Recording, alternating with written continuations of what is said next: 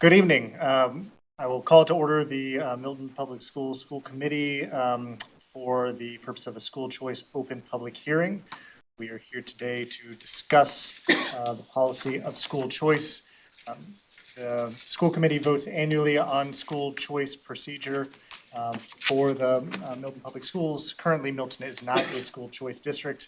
This is a state requirement that all school committees must do each year. And I will defer to the superintendent here for a quick presentation on school choice.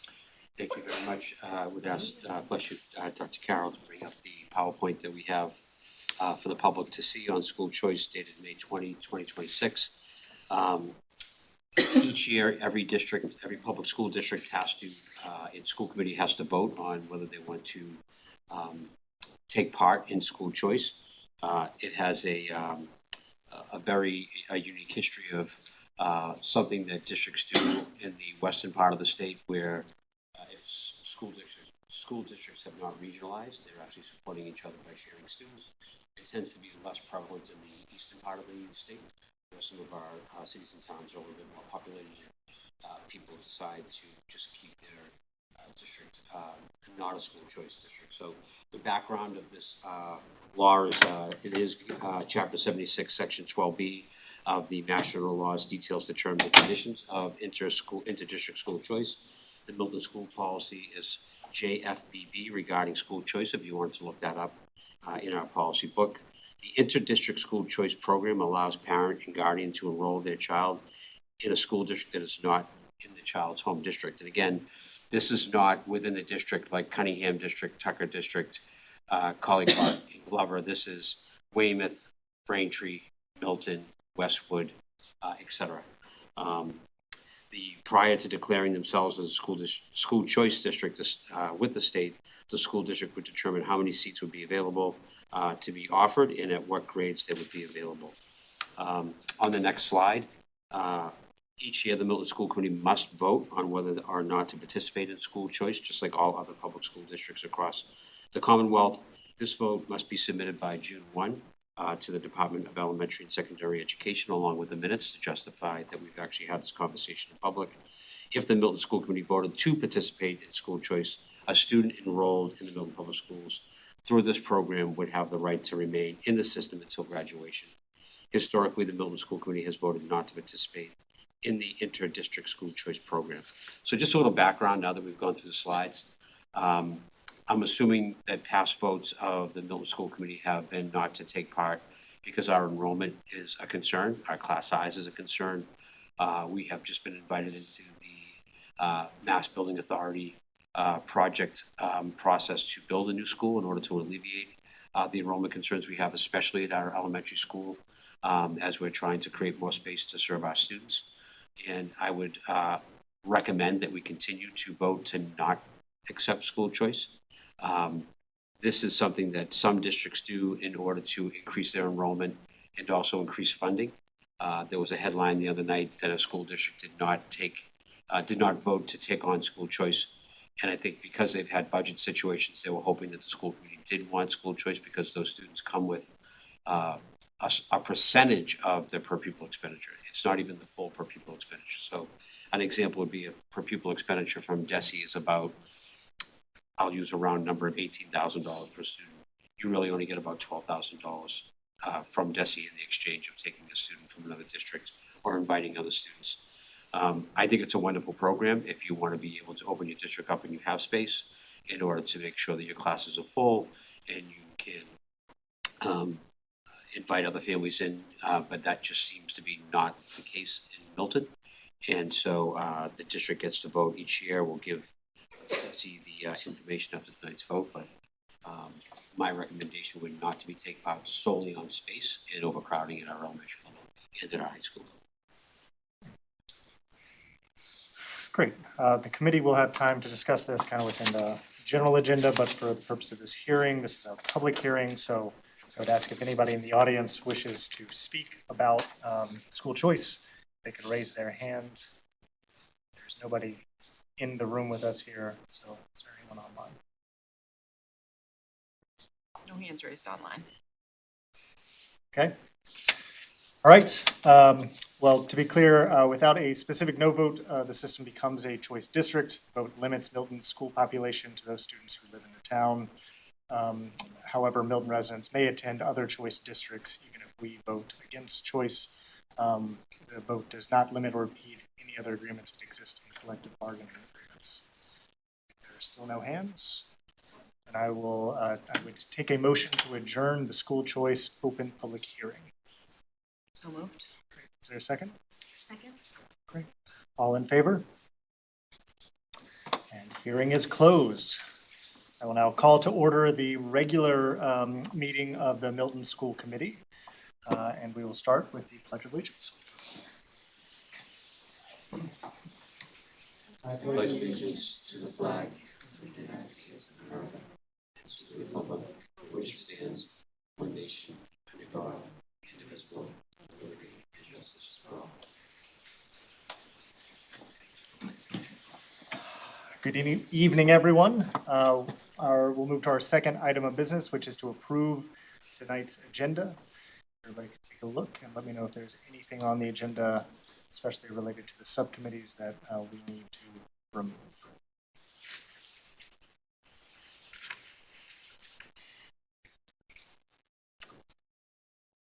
Hearing none, I will assume the agenda is approved, and we will move forward with item number 3, which is public comment.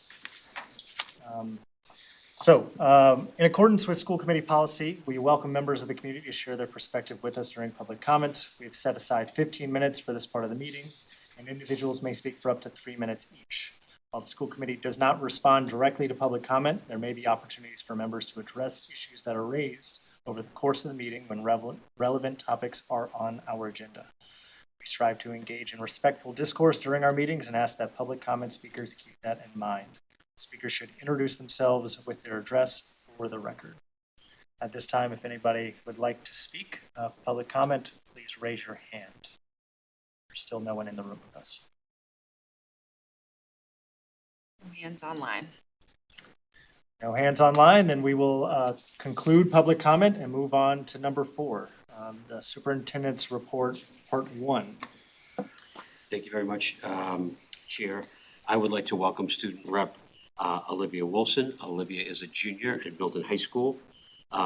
Last week, I saw Olivia stroll up to the stage at Scholastic Honors Night several times, collecting some well-deserved awards. So we welcome her as part of our student reps. Unfortunately, Spencer Futrell could not join us tonight as he is in the MHS concert that had to be rescheduled because of last night's power outage, and the concert is taking place tonight. So we wish Spencer and his colleagues well at the concert tonight, and welcome Olivia. Good to see you all again. I'm just going to give some brief updates of the goings on at the high school. We'll start with sort of the less fun stuff, which was that today and yesterday were the math MCAS days for our sophomore students. And tomorrow actually will conclude about 3 weeks of AP testing. So we will be done with that very soon. And then the bio MCAS is going to be coming up June 2nd. So that's for our freshmen. When we were talking about what to say today, we had a whole section on the seniors because this is like their last hurrah. So their last day is May 29th, which is going to be next Friday. Then our prom is going to be the day after that on the 30th. And then they're gonna have their own separate award night where they'll do all of their like teacher recognitions and then recognizing single students, and that's gonna happen on June 2nd. And then they'll have their graduation on June 7th, which is a Sunday. So that'll be really nice. And then they have a senior lunch, and we're gonna be having a boosters banquet as well. And then there'll also be the MHS varsity athletes banquet to support all of our students that have sort of contributed to our school community in that way. And then also the seniors every year, they walk through the elementary schools that they've attended and get to kind of say hello to their old teachers and see the next generation of kids that are going to be coming through. So that's a nice, fun thing that they'll have coming up as well. And yeah, that's basically June of our school. So yeah. So Olivia, how does it feel to be a junior/senior when the seniors leave and getting ready for the summer of going into your senior year? Well, there's a lot more parking, so that's good. It's now I'm the king of the schools when they leave, so that's fun. But this summer is, for juniors, if you know a junior in your life, this summer is kind of crazy with all the college stuff getting ready and visiting schools and writing essays and everything. But there's also like that light at the end of the tunnel that is becoming more and more visible as the days go by. So like my last AP exam is tomorrow, and then I can finally like kind of relax. So that'll Any other questions for Olivia? thank you guys. Thank you very much, Olivia. Thank you for taking the time tonight. We appreciate it. Great. We will now jump to the chair's report. The first item is an executive session. I will go ahead and make a motion. So the motion will be to go into executive session pursuant to MGL Chapter 30A, Section 21A3, to discuss strategy with respect to litigation. If an open meeting may have a detrimental effect on the bargaining or litigating position of the public body, and the chair so declares, specifically an open meeting law complaint. And to review the executive session minutes of April 29th, 2026, which was held under Section 21A6. We will be returning to open session at the conclusion of the executive session. Is there a second? It's an executive session, so we have to do a roll call vote. Nathan? Yes. Stevie? Yes. Val? Yes. Lizzie? Yes. Anna? Yes. I am a yes. We are adjourned into executive session, and again, we will be returning to open session.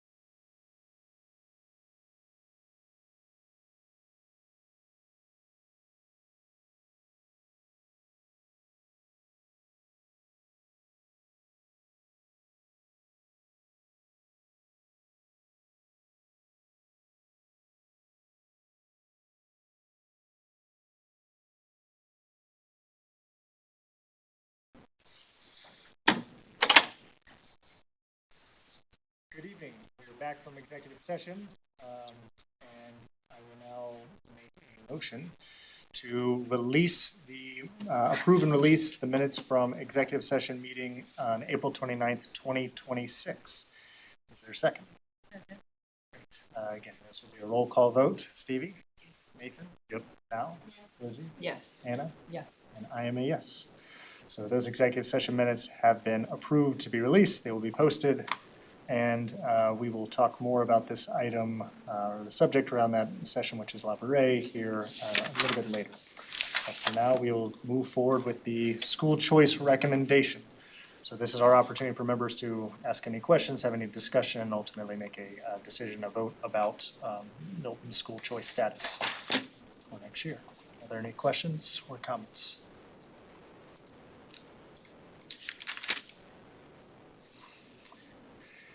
Hearing none, I would take a motion. I'll make a motion that Milton not be a school choice district for the FY27 school year. Is there a second? Second. Okay. Ty goes to the new member. Yes. All right, this does not have to be a roll call vote. So all in favor? It's unanimous. So that is the school committee choice recommendation, and you'll pass that over to the state to let them know. So we'll meet that obligation. Great. Next up, Milton School Committee, Subcommittee, and Advisory Committees. So that is attached. I sent that out. I'll just frame it again, tried to balance membership across based on interest and experience and kind of what people had done previously. Have not heard, nobody's been banging down my door, super mad about their committee assignments, so I assume it's all right, but if there are any kind of lingering questions about committee assignments.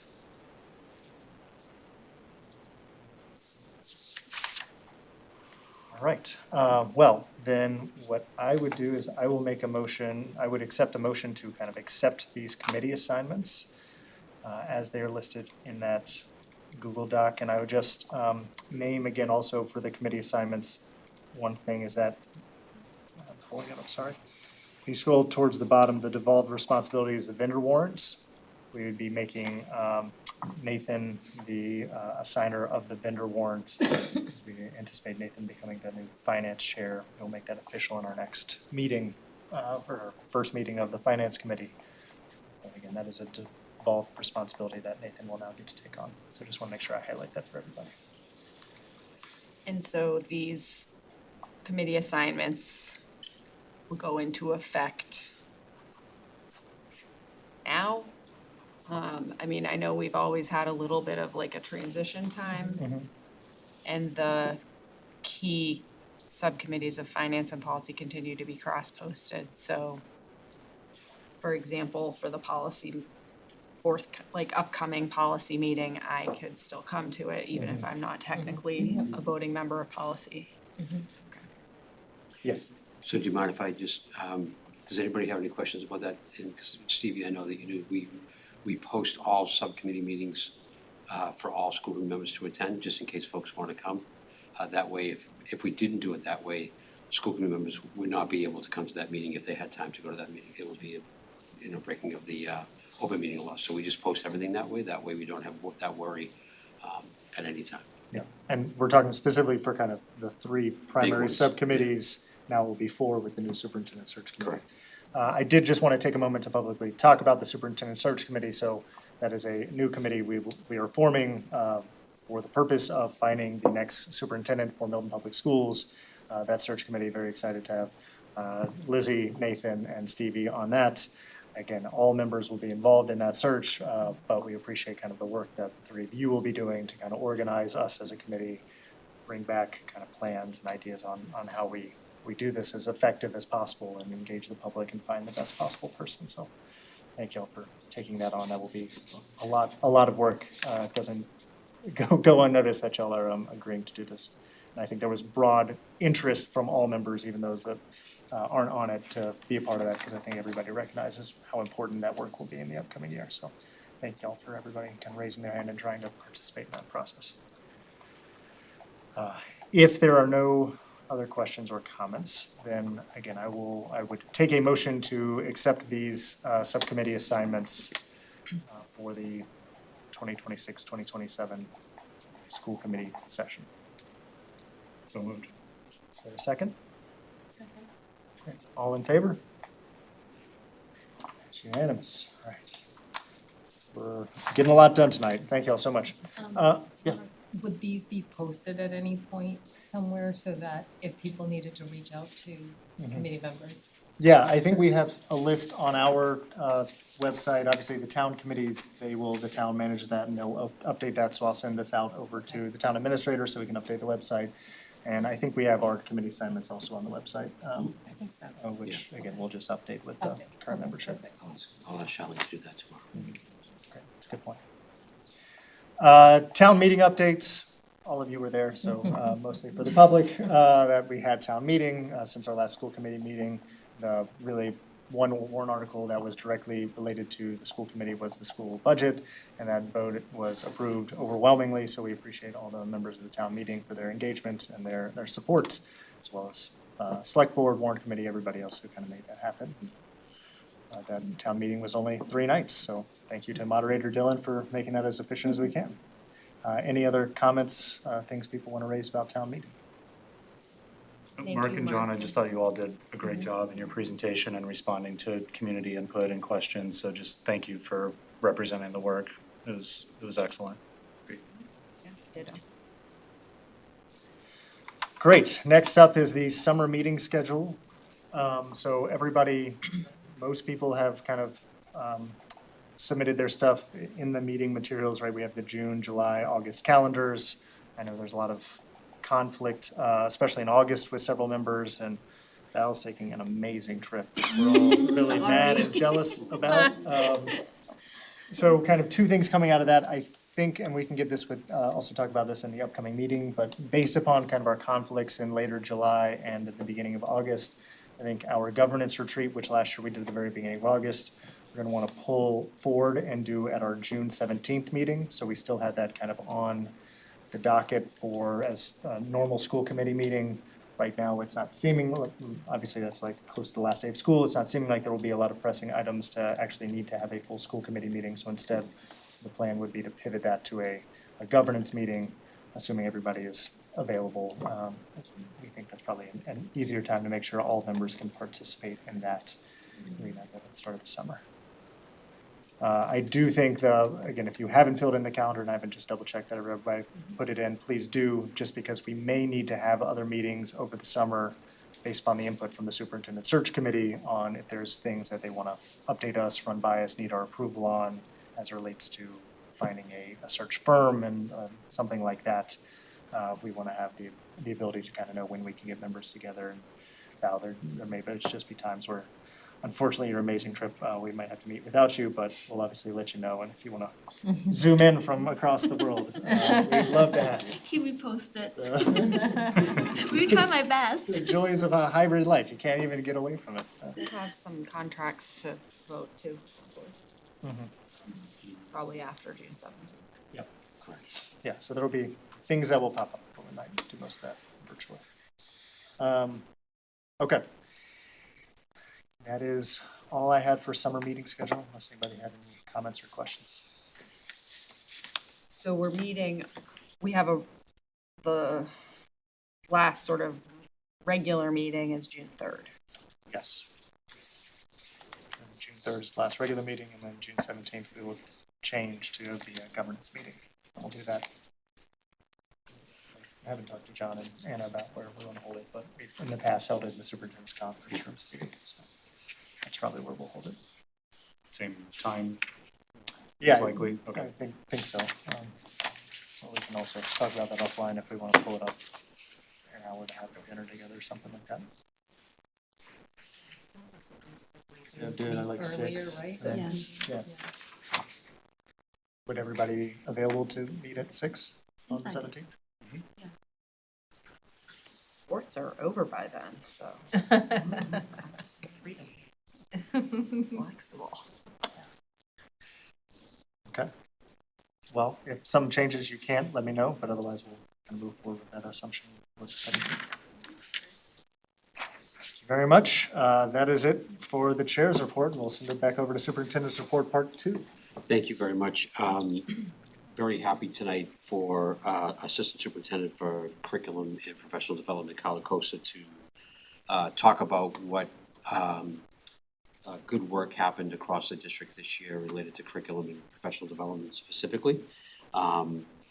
Carla had entered the district in August, just in time for our leadership meeting with the full leadership team, and started right off the bat assembling the full leadership team at the high school on a very hot day for about a 7-hour meeting connected to and looking at data that we wanted to review, the strengths and weaknesses as seen through the data and through the lens of our leadership and curriculum folks, and came up with a set of priorities that the leadership team wanted to advance and move through the district this year. And then that work was continued throughout the school year, led by Carla. So I want to thank her for jumping right in and then executing significantly, important and well-received professional development by the staff. And also want to thank her, and I think the entire teaching community would say, asking the teachers for what they need, listening to what they say, soliciting feedback, and then publishing the feedback rawly right back out to the staff. This is what everybody's saying. This is the strengths. Here are some of the things we'd like to see differently, and here's what we want next time, and using that data to inform all of our professional development. So a lot of teacher voice, a lot of transparency, and a lot of good work happened this year. So I'll let Kyle go into that in detail. And Kyle, thank you very much. Thank you. Did you get the slides on?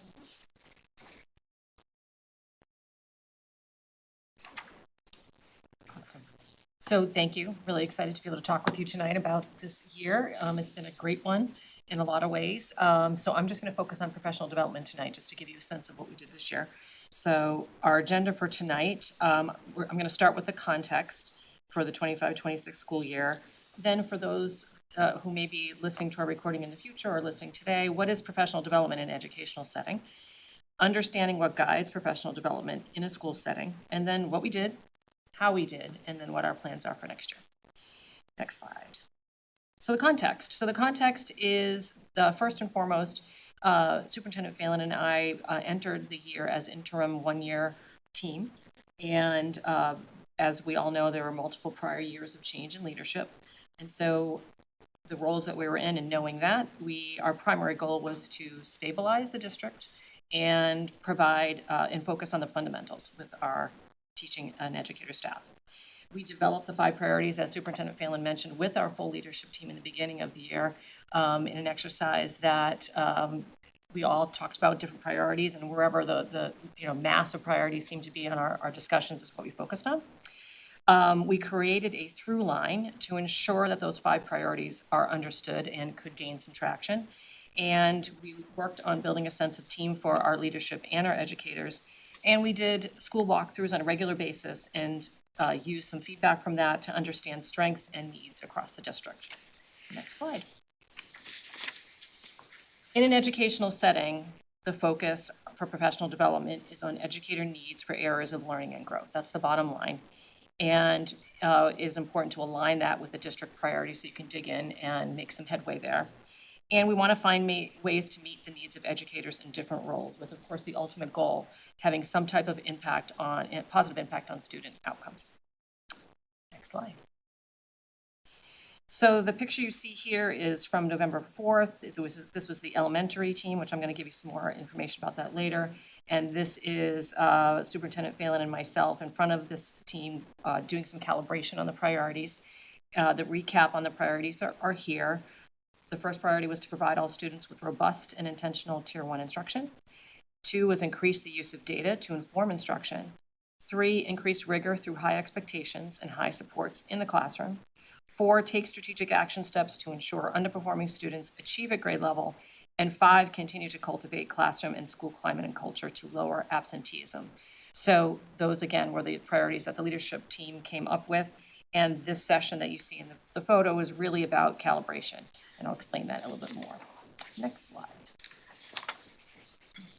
So what I mean by through line is to ensure that our priorities are real and lived, and not just something on a piece of paper somewhere. And to build capacity, they were infused into multiple work streams. So the first work stream that we really wanted to ensure was done with fidelity was our evaluation process. And in a former district that I have worked in, we created plug-and-play goals, and I'll explain what that means in a minute. And those are really helpful for educators who have to create SMART goals every year. And if you can create goals for them, write the goals in SMART format, and they want to use it, they can. And it's a way to, again, support the district priorities. And so many of our educators decided to use that option. And then through the observations of our evaluators and the feedback is a way to continually talk about those 5 priorities. At our elementary and secondary leadership meetings throughout the entire year, we continue to talk about the priorities, and all of our work was geared in the direction of our priorities. The weekly staff newsletter, every week I put a micro-learning on some topic that relates to the 5 priorities that teachers can access. It's a bite-sized professional development. They can watch a video, they can read something short, just to kind of keep their brain moving in the priorities. I find Edutopia is a great resource for just really bite-sized learning. And so every week I put something out there and I tie it to a priority and make sure it's explicit which priority it connects to. And then at the building level, principals, when they put out newsletters, to the staff, will often mention opportunities to think about the 5 priorities. And again, in blue at the bottom, you see professional development. So that is another big bucket that we use in our through line to help educators feel connected and informed and ready to work on the priorities together. I wanted to shout out a special thanks to our PD planning team, a group of volunteers who meet bi-weekly to think about professional development and help take that feedback and turn it into action. And that is Amy Tom, Brian Selig, Kat Young, Bill Fish, Nok Tran, Danielle Wetmore, Zena Hamada, and Holly Van Kanen. Next slide. So my philosophy is that what's good for kids is also good for adults in a lot of ways. And we've all sat in professional development, and sometimes professional development hits and sometimes it doesn't.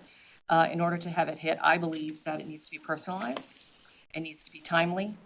It should be immediately usable. It should be informed by the feedback of the people that you're giving that professional development to. It should be transparent. We should be able to sharing that feedback. Whatever you say, I'd like you to know what others are saying. And it should be consistent, its approach, so there's no surprises and people feel like there's a structure that makes sense. Next slide. So for this year, I found the key success factors that really helped have a positive experience for all of our educators was, again, that the planned PD time had an explicit focus. We shared our approach with the staff from the very beginning and let them know we will have a clear focus. Your input will guide our work. We will share and respond to your feedback. We assessed a baseline understanding that was really important to kind of understand where people were coming from, what did they know, what did they not know. We gathered feedback with an exit ticket after each professional development day. We shared that feedback with staff and with follow-up action steps, and we used the leadership team analysis of all that feedback to help inform the work as well. Next slide. So just kind of in terms of the consistency of approach, this is what the educators could expect every time they would meet. Opening slides from central office. So if they were building-based, the principal they all had the same slides, so every educator would see the same thing that provide context and alignment to our priorities. Every time there was a PD day, there would be an exit ticket. We would act on that input and suggestions wherever we could. The full day professional developments were with colleagues across schools, and the half day PD time was segmented into 50-minute sessions with 50 minutes for principal time, 50 minutes for curriculum and department time, and then 50 minutes for independent time. So that was the approach every time. Professional development by the numbers. So just to give folks a sense of what it looked like throughout the year, we have about 420 Unit A staff members. We had 2 full days this past year and 3 half days. On the full days, we had district-wide development, and on the half days, it was building-based. On November 4th, we had 62 workshops offered by educators. 47 were academically focused, 15 were self-care and connection. March 3rd, we have 56 workshops, 42 academic and 14 self-care and connection. And the average ticket response rate was 32%, which in the world of response rate, it's pretty good, pretty solid. And I hope you had a chance to look at some of the catalogs, which I hyperlinked here, and if you didn't, feel free at some point. You can also look at all of the data that was provided by educators in the newsletters. I think you all have, or can get that weekly newsletter that goes to staff, and all of that feedback is in there if you want to take a look. Next slide, PD by date. So here's how it went this year. And I'll start with that image on the top right. So I put this slide up with our educators in the beginning of the year because I believe it, that sometimes the greatest PD are the teachers down the hall. We have a wealth of talent and expertise in our district. And I find and have found over the years that educators really like to hear from their fellow educators. And they're more receptive in a lot of ways than someone coming from the outside to listen to their colleagues. And so that was a foundational element, and I got a lot of feedback about that and appreciation around that. So I think they felt good about learning from each other. So October 8th was an early release date, and on that date, it was a building day, so MCAS data analysis was happening, and then the building-based and/or targeted PD happened on those days. And what I mean by that is job-alike folks. So your special educators would meet together, your PT, OT might meet together, your classroom teachers might meet together by grade. So everyone had something to be doing on those days, and that's what I mean by targeted. November 4th was a full day. The elementary folks were at Pierce, and the secondary folks were at the high school. And as I mentioned earlier, we had 40-plus workshops, all facilitated by our educators, with a host of different topics. And again, take a look at that hyperlink to really get a sense of what was offered on those days. And another aspect of professional development days that I have found helpful over the years is to really have that focus on the academic side of things, but also give colleagues the opportunity to do something fun together, to connect, to build team, and sort of like a what I need block for students, we give that to educators. And if they didn't want to do something collectively, they could do something on their own, but it's really just respecting their time and giving them time to connect to each other. On November 17th and December 10, we had group work, and we asked all of our educators to focus on priority 4 and to take a strategic action steps to ensure underperforming students achieve at grade level and to think about that together. And they had a response, some thinking to do, and a response mechanism to give feedback on what are the gaps that currently exist in Milton Public Schools in terms of priority 4. So that was really informative to us to think about what that feedback was. January 14th was an early release day, and it was building based and targeted by role. And then March 3rd was a full day, same model as November 4th, but all of our staff was together at the high school, which I thought was terrific. Next slide. So at our first meeting in November, if you haven't used Mentimedia before, it's a live polling, and we did live polling with our teachers. This represents the elementary folks in the morning that John and I met with. And we wanted to know how they felt, what they thought about Tier 1 instruction. And so the question was, I feel confident that I understand what robust Tier 1 instruction should look like in my classroom or office. And that data was important to us. It was great to see 71 folks thought definitely, but 88 mostly, sort of, and then no clue. So that was interesting information for us to be thinking about. The next slide that I asked them for, next slide there, thank you, Lizzie. Answer this question for us educators. I have a full toolbox of actions I can use to support underperforming students. And as you can see there, 150 folks said I could use more. So that gave us immediate feedback to know where we should focus our time and energy. And again, that was live polling with the elementary folks on November 4th. Next slide. This was an interesting dialogue where we asked, what does rigor look like in your classroom? And this was, again, with live polling with the elementary teachers on November 4th. And this is just a snapshot of the feedback because we had 162 responses live while we were talking to them. And we had a great conversation. If you look at just that little part, you see the word engage or engagement. And then we had a conversation about just because you're engaged, does that mean it's rigorous? So it was an interesting discussion. Next slide.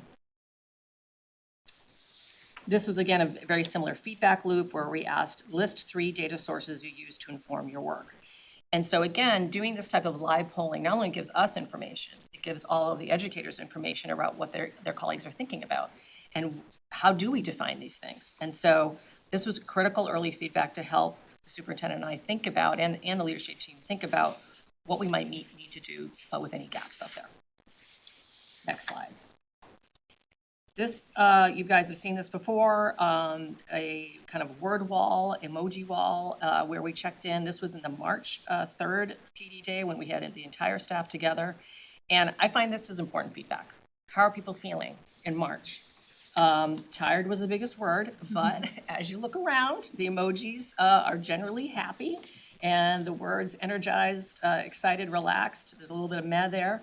But this is good information. How are we doing in March after, several months together as a new team?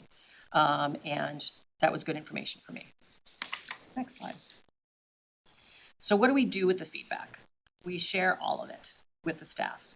The Google form feedback doc, which I'll show you in a second, and any summaries that I put together of the feedback, I gave right back to them so they could really understand where they all were and, what was working and what wasn't, and just get a shared understanding of how the professional development was going and some of the issues that educators brought up. They could kind of see, oh, I was thinking about that, or that's an issue I didn't even think of. So I find that's really helpful, and it builds trust with educators that there's nothing being hidden here, you're part of the process, and so your feedback, it's necessary for you to hear it and see it.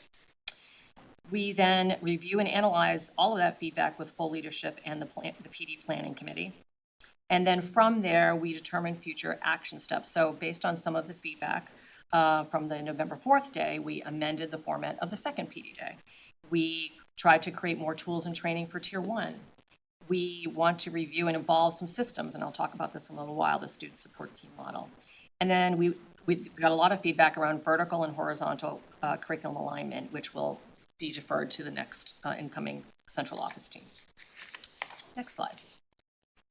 This is just a sample, a little snapshot of the feedback output that's shared with staff so they can see every comment, every rating. Again, we had a 32% response rate. We had a rating of 1 through 5, 1 being this was terrible, 5 being this is great. I ask what is useful from what you learned today, what is not useful. That helps me understand, okay, we don't want to do that again. And then a comment bank, letting folks kind of just tell us what they're thinking. So again, all of this information, if you want to drill into this and have a sense of it, go back to those weekly staff newsletters that came to your email, and Stevie, I can get those to you if you want them. If you can't go backwards in time, I can get those to you. But I think it's important to take a look because it will give you a real sense of the temperature in the district and how people are feeling about things. Next slide. So I pulled out some comments about what worked. There were many comments, generally speaking, that were positive. And I think people felt like when I see words like relevant, when I see refreshing, when I see I love this PD day, that really makes me feel like we're on the right track. Thanks for recognizing the value of educators simply being together to reflect, brainstorm, and communicate and grow their practice. I want to hear that. And great tool to use in the classroom, great, thumbs up. We're getting somewhere, and people are getting what they need. So we had a lot of great feedback for that. And of course, there are opportunities for improvement. So the next set of quotes tell us maybe we need to change some things, or maybe we need to focus on something differently. So looking for more specific strategies in supporting struggling learners. Okay, we need to develop that and provide that. Hoping we can continue some of these conversations from today and follow up, and we did that. So these kinds of comments just help us think more thoroughly around, okay, they're asking for something, let's see if we can deliver. And then the next slide. So this is just a sampling of pictures of those days. And I will tell you, I felt the energy in all of those rooms was positive. Everyone was learning. There was just a great energy in the buildings. And I was thrilled with the opportunity to see all of this in action and teachers feeling like they were getting something really positive and powerful and impactful to their learning. And then the next slide is the self-care and connection. So you see there, we got a walking group, we have a snowshoeing group, Pliables in town donated some great smoothies to the yoga group. So lots of fun activities. That's a mahjong, very hot. That was hard to get into. People wanted me to widen that up more. But that was a great option for folks, and they really enjoyed that connection time, and the feedback on that was great too. So what are our next steps? We need to distill all the feedback from the school year 25-26 with our leadership teams. We've been doing that all along, but we want to make sure that we kind of think about that thoroughly. And then when we meet for our leadership retreat in the fall, we'll use all of that to think through what our next steps are for next year. We are currently working on a professional development roadmap that we would like to give to staff before they leave for the year, so they have a sense of what's coming. And I found as an educator for many years, I just like to plan. I got my calendar. I like to know what's going to come my way. And so that's a goal of ours, is to give that to all educators. It's important to note there are no half days next year. So a lot of the kind of building-based work that happened on half days this year will need to happen on full days. So we'll have to think carefully around how we continue to move forward with the 5 priorities, but also kind of get things done that buildings need to get done. You all know that there's an elementary focus on literacy, so that'll be a big part of the professional development for the elementary folks. And bottom line is we want to execute a meaningful professional development roadmap that is attuned to educator needs. That's always the goal. And so we're excited to think through that. My smaller team will be thinking about that, and we'll deliver that roadmap in draft form to them by the end of June. And that is the end of my presentation. What questions do you have? I just want to, sorry. I just want to start from commenting on how strategic that you have been with the group of educators, planning things ahead of time and getting the questions that they are curious to know more about, and executing all those professional development sections and inviting colleagues of the educators to run those sections. I think those are very great strategies that you have been doing this year with the MPS school. You mentioned one thing about observation, like class observations. Do we document our observation notes? We do. Okay. Do we have a centralized location to store all those notes for the educators? Yes. To go with, like, each student have their own portfolio, but each teacher should have their own portfolio do. as well. Yep, they do. Awesome. So the state has its evaluation system. Every school in the state has the same system and standards to follow for educators. And I can give you a lot more information about that if that would be helpful to you. But yes, that was one of our goals this year, is to make sure that evaluation system was used with fidelity. And so people are sick of me reminding them about things, but I'm doing it anyway. That those observations go into the online portfolio for educators. They talk about those observations and eventually end-of-year evaluations. There needs to be a dialogue, an ongoing dialogue around professional practice. And so the system kind of holds that information, but the real, the metal amidst the road, is that the phrase? The real good stuff happens in the conversation. Yeah. That's great. Yeah, awesome. This is very exciting thing that I'm seeing at MPS, like in the past just 1 year. So that's amazing. Questions? I wanted to, so first, it's really cool to see how engaged the educators are. Like, one of the things that stood out to me is even in the slide that was about the feedback, the opportunities for improvement, one of the pieces of feedback was we would like some, headroom to be able to participate and present because we're feeling inspired. So that's really cool. It's like an improvement that is actually also still a compliment, I guess, Yep, absolutely. I suppose the 2 questions I have, and forgive me if you did touch on these in the presentation and I just missed it. You said no half days next year. I'm curious as to the why of that, and your feelings about it, if that's detrimental or the impact of that. And then also, what are the criteria for evaluating the success of this plan?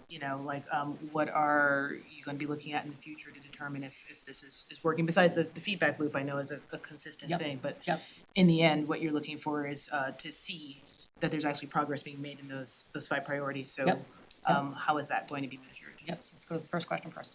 So first question, why do we don't have half days? We have a 1-year agreement based around a calendar that we had to kind of make some shifts just because of how the year falls. So we have a 1-year agreement with the MEA that took away those half days just for 1 year.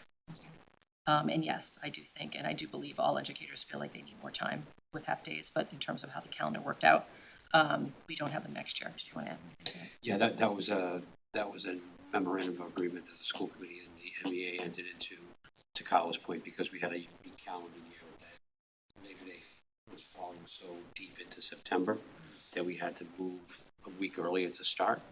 And we were trying to navigate some of those pieces of parent conferences, early release time, starting early. And it was a compromise to make everything work for that agreement for next year. That's a one-year agreement, and we'll be back for the following years. Okay, thank you. So how do we measure success? So ultimately, we want to see kind of the traditional metrics rise. I don't expect there's going to be a spike in anything next year, but we'd like to see some type of movement in some of the traditional metrics. Like you said, anecdotally, as we continually gather feedback from educators, where do the gaps still exist? What's working? We also have our leadership team who are, kind of in constant contact with educators to either reinforce what's happening, understand what's still missing, and keep moving. That's kind of the job of our leadership team. So you have your traditional metrics that you hope to see rise over time with consistency around kind of the way we approach professional development, and you have kind of the anecdotal, like you mentioned earlier, that feedback loop that helps us understand what's happening on the ground. Right, because you hope to see that number, for example, of people who know what tier one education is and feel comfortable with that, you see that shift. Okay. Yes, yep, absolutely. And I'd like to also say that Kyler and I we were doing learning walks once a week, going to a school for about 2 hours or so. We stopped doing them, and we started just meeting with principals to see what they needed for the end of the year. But we bring with us an outline on a cardboard piece of paper with the 5 priorities, and we're looking to see if those 5 priorities are happening in the classroom. And so we're evaluating and doing observations of our principals so they can see, we're asking them, what did you see today? How did that evaluation go? What do you think of that lesson? But we're also dipsticking for, is this sticking? Are people talking about rigor in their lesson? Are we seeing someone strengthening tier one instruction? Are we looking at anybody using data? And we're trying to get evidence of that so we can actually, positively reinforce when we see that with teachers doing it, that they're taking advantage of the priorities and focusing on them. Kyler always has notes for every single observation after. Thank you for focusing on tier one instruction. I saw it today in your class when we visited. So our goal is, as what I would call short timers, is to increase the energy around focus back on the classroom, focus back on teaching and learning, and students first. And if our measurement may look pretty good with data at some point from student outcomes, but we're also, to your point, Stevie, looking at teacher response. Are people buying into this? Is the focus back on students? And are they asking good questions? And do they feel like they have agency in this? And I think that they do, and I think they should. And they're saying that they enjoy that and they feel respected in that. So, we're looking at kind of what's the response of our educators, and then will that start working and showing progress with our students moving forward? Knowing that we have a 2-year window to kind of focus on that and build that back up and build that culture back up of professional discussions, professional development, supervision and evaluation, being in classrooms with teachers, building up that good professional culture, I think, is one of our goals for the 2 years that we're here. Questions? Carla, thanks for this. It's great. Two things. First, next year I would like to attend teaching literary allusions through the music of Bob Dylan. Please, you can put me down for that. Right? Uh-huh. And then so you said at the beginning that the primary goal for 25-26 was stabilization and focusing on fundamentals. And John, you were kind of getting at this just a second ago in your comment. As you think about the roadmap for 26-27, are you sort of thinking, hey, we need round 2 of stabilization and fundamentals? Are you thinking we're in a good place, let's go up a click? Like how are you thinking about next year with that goal? So I think it's important to continue to focus on those fundamentals, continue with those 5 priorities. I think that's really important. One of the things we're going to kind of do with our leadership team before we exit for the summer is get some feedback for them. What's happening on the ground? Where do you think we need to dig in? And maybe help educators focus on each priority, choose something that they want to kind of a little more focused on next year. So if we're focusing on tier 1 instruction, what's a strategy that you're going to try next year? So our leadership team has to kind of talk that through and think what that might look like. But I think you have to spend time and continue with the same, I don't want to switch anything up on them. I think they need to really continually focus on these 5 priorities because they are fundamental. And if we do want to kind of move the needle, and we've talked about this before as a group, be consistent, continue talking about the same things, same plug-and-play goals, let's keep moving. But I do think we want to try to focus a little bit on each of the priorities to see if educators want to do something really specific related to those priorities. I hope that makes sense. Can I shed light on that? Totally. Yeah. So when you look at the 5 priorities that we have, Colin and I have been talking about, how can we deepen any one of those? What's a sub-bullet underneath rigor that a teacher team at the peers can create and say, this is what rigor means to us, and we're going to focus on rigor and identify maybe a sub-goal underneath rigor that they're going to focus on as a team or as a teacher or as a school building or as a, English department. And so giving them permission to really like dig into that and make some deeper, movement on any one of those 5 goals. Keep the structure the same, keep the focus the same. But now that we're all in alignment of what rigor is, and we've done that work of really coming together and talking about it, who wants to go deeper in that? And their goals might be able to be a little bit more specific. It might be something in their team or in their department that they really want to do together that can come under that, and then everybody can identify it as such. So a little bit of a deepening of it, but keeping with the structure and keeping the 5 things that we think are valuable for them to all stay focused on. Just ask one more quick. It won't be that long until we're building the budget for the 27-28 school year. Spoken like the true new director. Yeah. Potential chair of the finance committee. And I can't recall what resources are allocated to fund this work. But is there anything that you think is important for us to talk about as we think about the resource allocation, financial resource allocation for professional development, either next year or just in the future? I know it took a long time to lay the groundwork for the early literacy curriculum renewal.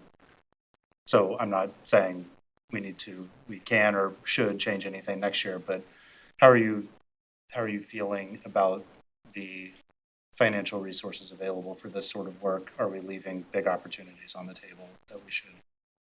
I think we're funded, as you know, for next year at a level that I think is appropriate for what we're going to try to do next year. I think there will need to be some more thinking around the following year. So that's something we need to do early in terms of the budget cycle and think through. Once we're gone, what does the leadership team need? What's surfacing for them as a critical need? But for now, I think we're in good shape. Do you say Yeah, that? and I think when we think of the following fiscal year, we are making 2 of the pieces that we haven't talked about yet tonight is that we're engaging with the Teachers Lounge in order to give the leadership team professional development. And we're paying that partly out of a grant and partly out of our PD budget. And that's just warming the plate from the leadership team. It's going to have to go down to staff. So the next, the following 2 budgets, maybe fiscal 28 and fiscal 29, may need an allocation for higher engagement of the Teachers Lounge or a third party to come and do that work, or a train-the-trainer model where they come in and do more training with leadership and then leadership becomes the trainer within the district. But we might need to invest in that. So that might be a targeted PD budget item. And we're also, we haven't spoken to you, but we are exploring foundational common curriculum time at the elementary level by having block schedules for elementary so we can focus on literacy and math and having tier 1 instruction, meaning that everybody's in that block at the same time, getting the same instruction on the standard-based work of that grade, whether it's 3rd grade ELA or 4th grade science. Across all the schools Across all the together at schools. once. Not all, so Yeah. we're It's so we're complicated. running into challenges, right? So Yeah. we have a district that has a unique program, Schedule, yeah. French and the pathway, STEM pathway. We share teachers. We have different, breakdowns of how our grades work. So what we're doing actively right now is planning. Each school is piloting what block they want to do for next year. They're talking to the educators about it. So at Glover, it might be just the ELA block. It might be the ELA block at 2 or 3 grades. So we're whetting the appetite of everybody to kind of find out how it would work. And then figuring out whether or not we are ready as a district to move into a full-scale MTSS-like model and going into training for that. That would also be significantly supported by an outside third-party person, either train the trainer or come in and do the work. So that's another potential budget item that we might want to put on the plate. And so when I think about big chunks, I think we've said this a couple of times this year, it is our diversity work and it is our MTSS work that we think are the major pieces that we want to kind of put some focus on. And so we might be talking about what that would mean. And we need help to do that. So we would need some funds to engage somebody to come in and support the district in some way. If we think we're ready for it, and if this pilot goes well across the elementary schools, we'll see how we can engage a third party to come in the following year. We are already engaged with the Teachers Lounge. They're coming in over the summer.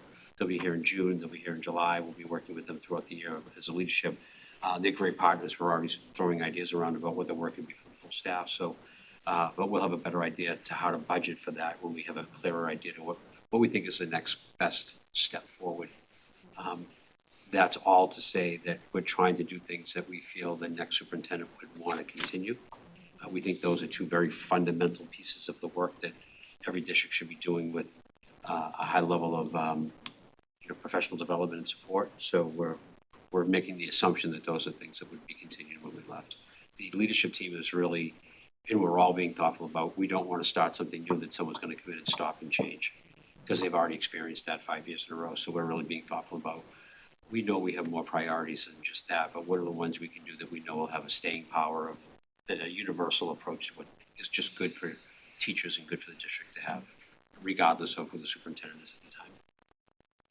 One more That's area it. that I'm sorry, Lizzie. No, go ahead. I was gonna say, one more area that I'm thinking about and trying to investigate is a cohort opportunity through MassQ to have our incoming director of instructional technology and a team, I have to apply for it, I have to get in, to develop or continue to develop our AI guidelines and our vision around AI.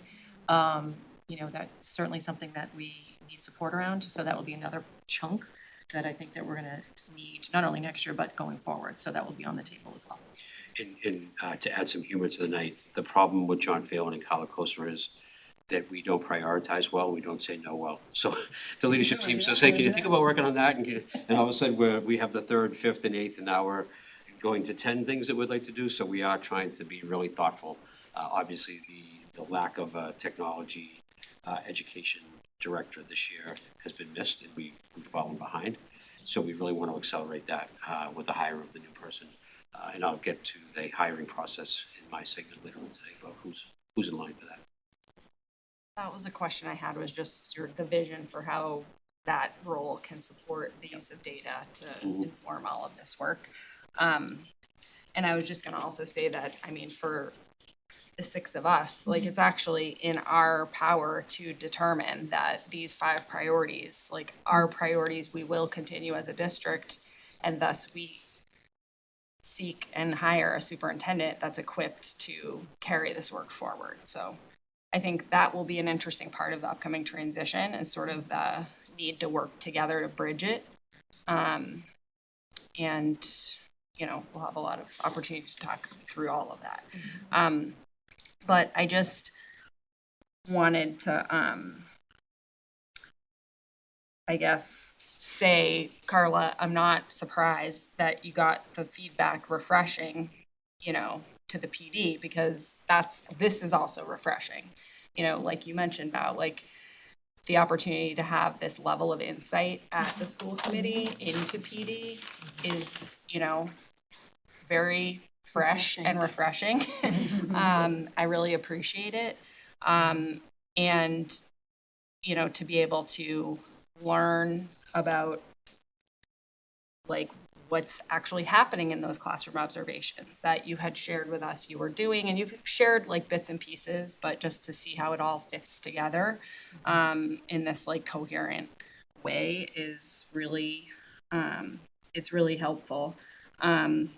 I also noticed the piece of feedback you got about positive feedback on the PD that provided background, modeled strategies, and then gave time for working on implementation. And I feel like that is like research-based, that's effective, how to approach professional development. And so I just feel like that, you know, for that to be happening as like a baseline of the approach is just really great, no matter what the content. And to your point, like, that's important, whether it's, you know, DEIB related about the culture and climate work, tier 1, or what have you. So that sounds really good. You had noted about vertical curriculum alignment, like that really is a large undertaking for the next permanent superintendent and team to embark upon. And I do think, though, that you're helping us set the table for like a better cadence of curriculum review and, you know, some of those key ingredients for that work. And, you know, even my question jumping in around the alignment across all 4 elementary schools, even with the existing curriculum, I think that's something that I hear about in the community, questions about. And so I think just seeing that you have some focus on that, especially with the new ELA curriculum, I'm really glad to hear about that. And I just wanted to finally say, John, you quickly identified the need to, we wouldn't even be having this rich of a conversation about this if you hadn't decided that we needed a full-time assistant superintendent of curriculum and instruction, which you introduced as an intervention, to realign our resources to get this work done, you know? And I think it would, with all the things that have happened, we can lose sight of that. Members of the community may not have paid attention to that very strategic move that you took, and then providing us with all this extra capacity from you, Carla, to do this. So I feel like in terms of seeing the result, just even having this presentation with all this data, to me, it reinforces what that investment, you know, has provided. And so I think that in terms of the return on the investment, to even just see that you're collecting that feedback in order to share that feedback, that I think really reinforces the value of the investment. So thank you so much for everything you're doing. I really appreciate how you've kind of pinpointed what we really need to prioritize first, and I love the variety of offerings that are offered in the workshops. You've kind of touched on everything, and it still ties back to the priorities. So I really appreciate integrating AI tools. That's phenomenal, right? Really good. Yes. So which is awesome, because I think just kind of understanding where we are and being present in the present and kind of looking to the future and seeing is so important. So I really appreciate the variety that's offered here, but how it still comes back and ties to the priorities, because I think that's what we always have kind of struggled with. Yeah. We've had so many, Yes. you know, priority areas, and there's so much we've taken on, but I love that you know, here are 5 areas that we're focusing on, and here are all the things that tie back to that. And, you know, I mean, being here, you know, almost as long as Lizzie has, and having seen many versions of this has been, you know, pretty amazing. And I just love the detail that you've gone into for each one, and just kind of, oh, that's really cool. And even getting this, you know, the description of each of them and what they're actually doing and how it ties back, which is phenomenal. So thank you so much. I give all the credit to the educators, because they're the ones that stepped up, and in their, in the form where they could say, I'd like to facilitate something, they had to tie what they're doing to priority, to identify which priorities it was going to connect to. But they did it all. They prepped it. They gave you the information. They typed the titles.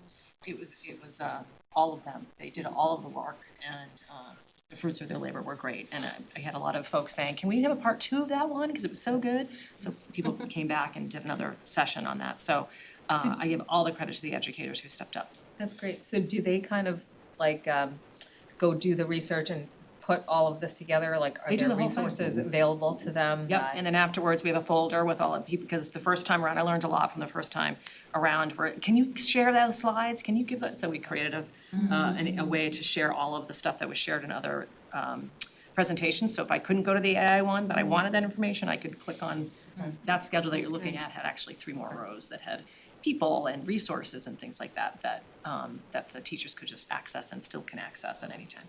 And how does, for instance, like facilitators that did the AI one, like, did they have other workshops that they went to, attended? Is there like costs associated with that that's No. like covered? Like, how does that? So no, this was just bring yourself into a classroom, open your laptop and, or some people, there were all kinds of different workshops, so, no cost.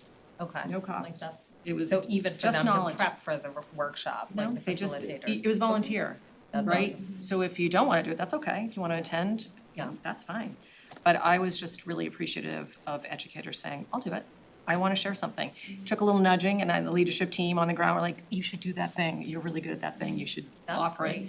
And that helped. It built really nice momentum. We were asking the principals and the leadership team to go out and seek volunteers.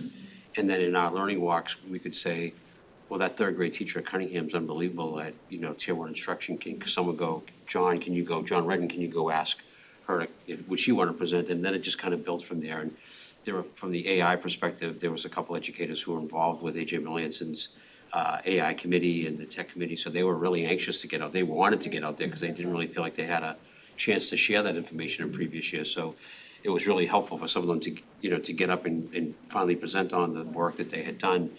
And to Kyle's point, that was all rooted in one of the 5 areas. And I really, we respect teachers very, very much. And I think it was evident that that was part of the process. And I think that they felt that way.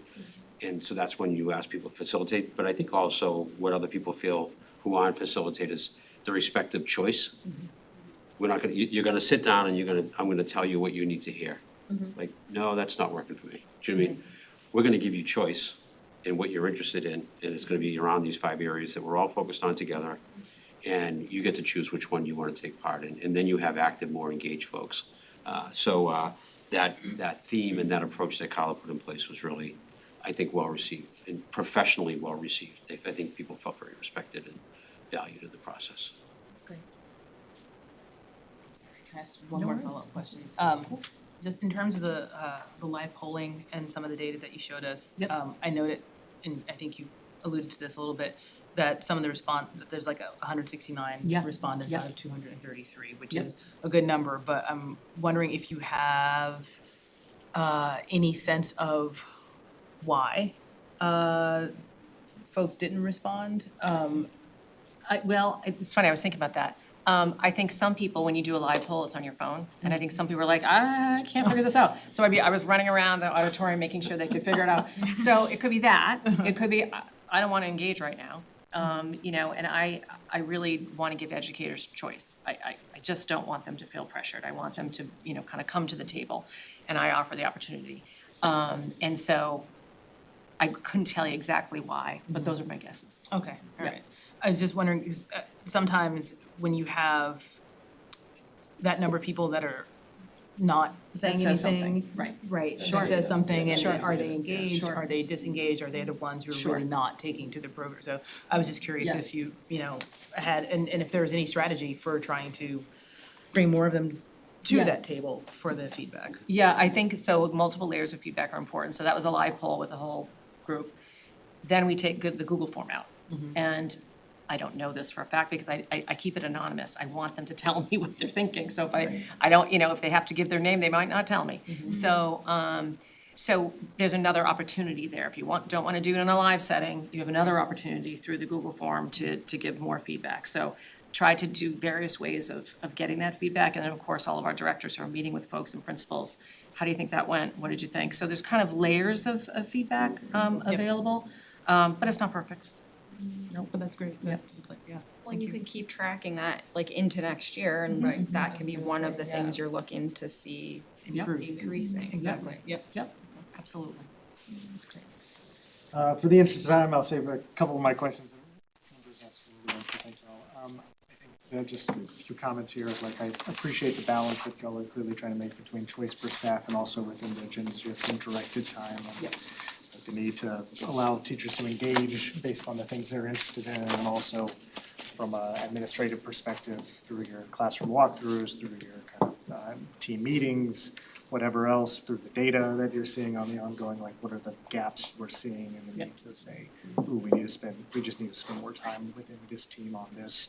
I also think it's important to know that I think you're covering kind of the high level half days, full day PD days, things like that. There's obviously for public much more work with teachers like on like team meetings during the week, Yep. right, within the school day. There's principal meetings after school. There are Yep. lots of other kind of places in which professional development, those conversations are happening. Absolutely. But I completely agree with your point that just time is needed. We've talked about that, like there's, you can't ever have enough time. There's so many needs on PD, like social emotional learning, behavior management, 504, EpiPen training, right? Yep. The just compliance ethics training. Yep. There's just so many things pulling time. Yep. And so I think that's a real challenge as I see it within It is. schools with PD. And then, you know, how you, I think to the point you're making, like you wanna say yes and like look at all these things, because all those things are like good for kids, but how do you also go in deep and really change practice by focusing on particular things in ways that will move the needle and not just a one-off. And I think those things are just balances and pain points within how you do it. So I appreciate all the thought, appreciate the presentation. I also just thank you again. You came in August, immediately had to put together this thing, put together a year-long plan. I think seeing you be really mindful of what I've seen, at least from my seat over the last 3 years, which is these historical pain points of teachers of feeling fatigue from all the different kind of jerks back and forth. And so I think you could have quickly lost staff with coming in and putting in a Yes. really like Yes. rigorous, and so you listen to them, and I think that's great. And I'm excited for what you do next year, and glad we'll be here. So thank you. And the planning was done when Carla was 3 days a week. Yeah, I know. Well, was she 3 days a week? Go. Yeah, She was doing a little officially bit 3 more. days a week and didn't shift over until mid-year. Yeah. So Right. the work being done, the volume of work and the quality of work being done with half the year being part-time is really incredible. So thank you very much. Great. Laboure? Yes, so we have a presentation that we are putting forward tonight as a very high-level overview of some of the options. I want to kind of start with, if the audience is watching this live or if you're watching this on tape, I wanted to go through the context a little bit of what we're doing and why and what the goals are and some of the timelines. And I'll go into that in a moment, but first of all, we are a district that has concerns related to space. We've talked a little bit about that earlier. We have been accepted into the Mass Building Authority process to build a 7-8 school up by the Guile Road campus. That is still happening. That group is still meeting. That work is still moving forward. And then Laboure College decided to close, and their facility will be up for sale, which I think is a great opportunity to pause and decide whether or not this purchase could in some way alleviate space within the district, either in partnership with a new building off of Guile Road or in place of that work at Guile Road. So a lot of it is very, very high level. And when we had discussion about this at our previous meeting, the request from the school committee generally was, can you provide us with some options? And so we decided to do that tonight and look at different options and try to pull those options through a similar process so we can kind of get some common data, what's working and what's not. So I'm going to go through the slides. I hope that works its way through, that we can talk about it. This site, by the way, is beautiful. First of all, the slide before that is this, for those who don't know where Laboure is, this is on Adam Street in Milton. Coming up from Lower Mills, it would be going over Adam Street on your right. Coming from East Milton, it would be going up the hill and on your left. This is what they call Building A, which they also call the mansion. It is a mansion. I think one of the president nicely said, this is kind of like an old colonial. This is not an old colonial, this is a mansion. This is an amazing residence that was turned into office space that the Laboure administrative team was in. Then behind that mansion, in that beautiful building, are two additions, buildings B and C. Building B is a small addition that mainly is office space that can be chopped up in any way that we would like. These are all connected from the inside, so there's no having to leave the building to go to the next building. And then that third building in orange is the major school building. That's where the classrooms are. Mark and I walked the space with Dick Milano and members of the building committee several weeks ago, and our full leadership team, our full principal team walked it 2 weeks ago to get a sense of the space as well. The next slide shows basically the site potential.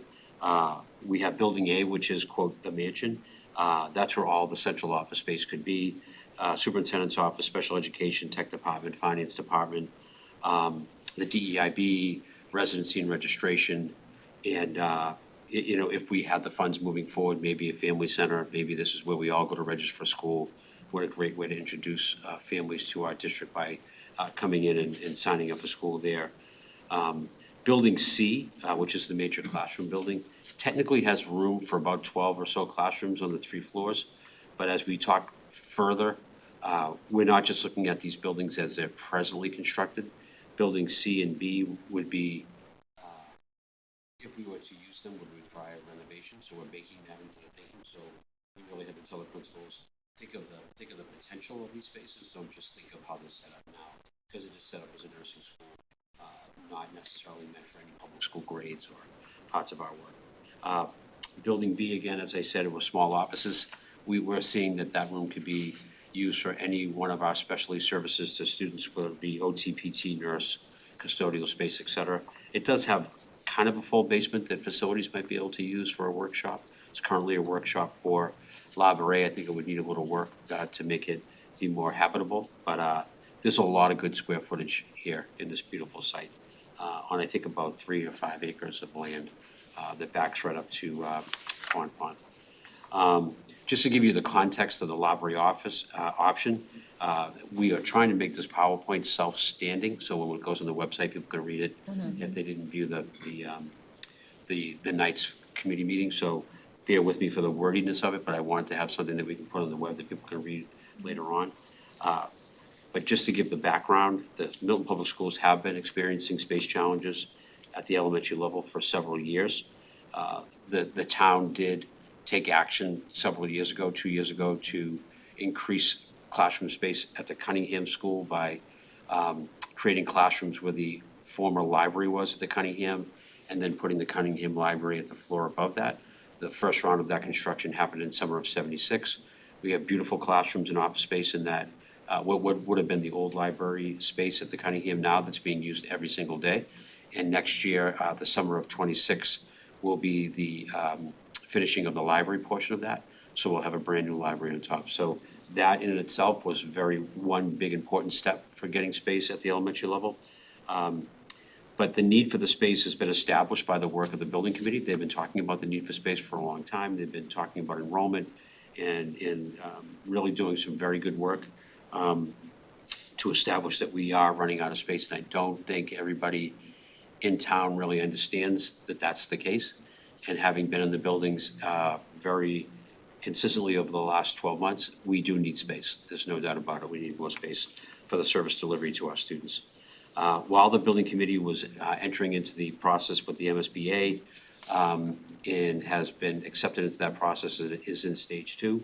Laboure announced that it was closing and it was going up for sale in August. So what we have is a very short window to figure out whether or not it's something that the town would like to pursue. And the way that we were talking at the building committee meeting that Nathan and I and Mark were at a few weeks ago, the way Sean O'Rourke put it was, the school has to come up with, does this work for the schools? How would it work? What would go in there? And we need to have that work done. So that's what this is gonna be discussed tonight. Then the way Sean put it very, very well is, and then the town's gonna have to set up a way to figure out if it is useful, and we do think something can fit, that will have value, and will meet the goal of providing more space in the district that we've been chasing for more than a few years. Then the town has to figure out how to fund it and how to have that be talked about in the community and have money allocated for that, whether it's through a vote of town meeting or a vote of the town. So that's their job. And then the third job out there is for the school building committee to be available to help shepherd this work through. If it does become something we think is important and we are able to purchase the space, then the building committee we would have to all decide how we would want that body to move into the operationalizing of the analysis further and deeper analysis, the building renovation that would have to take place, and then starting to take charge of that work on behalf of the school department of the town. So there's 3 jobs out there that have to be done. Our job right now is to say out loud, here are some things that we think would fit and here's why. And then this group would wanna, have that discussion tonight. We may wanna have a second discussion about this as well. And we do have a meeting set up with Nick and some other folks, and select board members, I think in the next week or so, to talk about this at a select board, school committee / a larger meeting of different folks. So, this is exciting. It is a tight window. It is an opportunity. It may be something that will be good for the schools in the town, and it may not. But we have to really, I think, take it very seriously. Can I jump in real quick? Yeah. First of all, the site's 4.7 acres. Just on the point of the coordination with the school building committee, as part of the school building update, is just, I think the conversation we're having tonight, and obviously, as John's saying, like, decision around what is our sense of what direction we want to go around programming is important to then share with school building so they can provide it, because we are trying to contract with an architect who can provide some insight of like, okay, is that feasible? Like, what would it look like to do that on the site? What would we lose on site? Where could we put some things?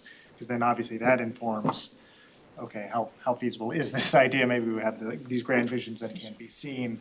And so once you get that feasibility, then that comes back to us to determine, okay, is this still the program that we want to move forward with? And are we still interested in this being kind of something we want the select board and the town administrator to pursue, ask them to pursue at least? So, all that happening kind of within this tight timeline context is Sean's discussing. In our conversation at the school building committee meeting a few weeks back, there was some remaining funds that they may have available to hire an architect to kind of give us that overview of what the potential looks like. It would be very helpful, to Mark's point, to have that architectural firm have a program in mind when they're thinking about what the space could, and what they could envision for the space looking like for that population to be served. Yeah. So the goal and the timeline, we have a tight timeline here. The goal of this presentation is to review those potential educational program options. We want to be able to provide the school committee and the community with a high-level analysis on several academic or educational program scenarios for consideration. By the end of June, we'd like to kind of decide on this big picture of what could actually fit there, and would it work, and do we feel okay about it?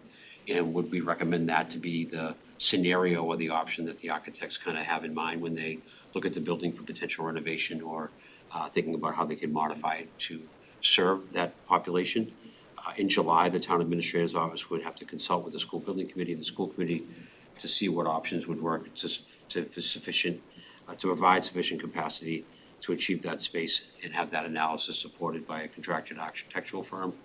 And I think at the same time, be thinking about how we want to pay for this, because if we're going to make a bid when it goes for sale late August, this is not a municipal, we can take our time, let's go bid this thing out. We're going to be in the open market to buy this space. So there's going to have to be a process for the funding to take place that Nick Milano, our town administrator, is working on.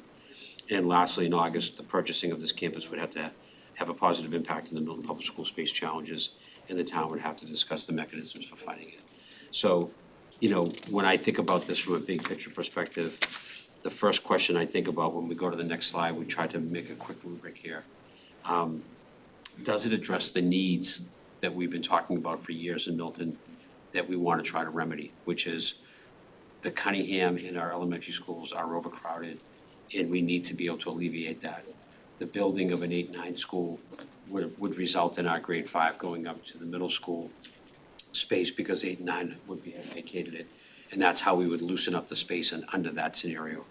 Under this scenario, we're taking different grade levels and different populations in the schools through this rubric, because the first thing it has to do is does it work towards the goal that we've had for the last few years? Does it create more space?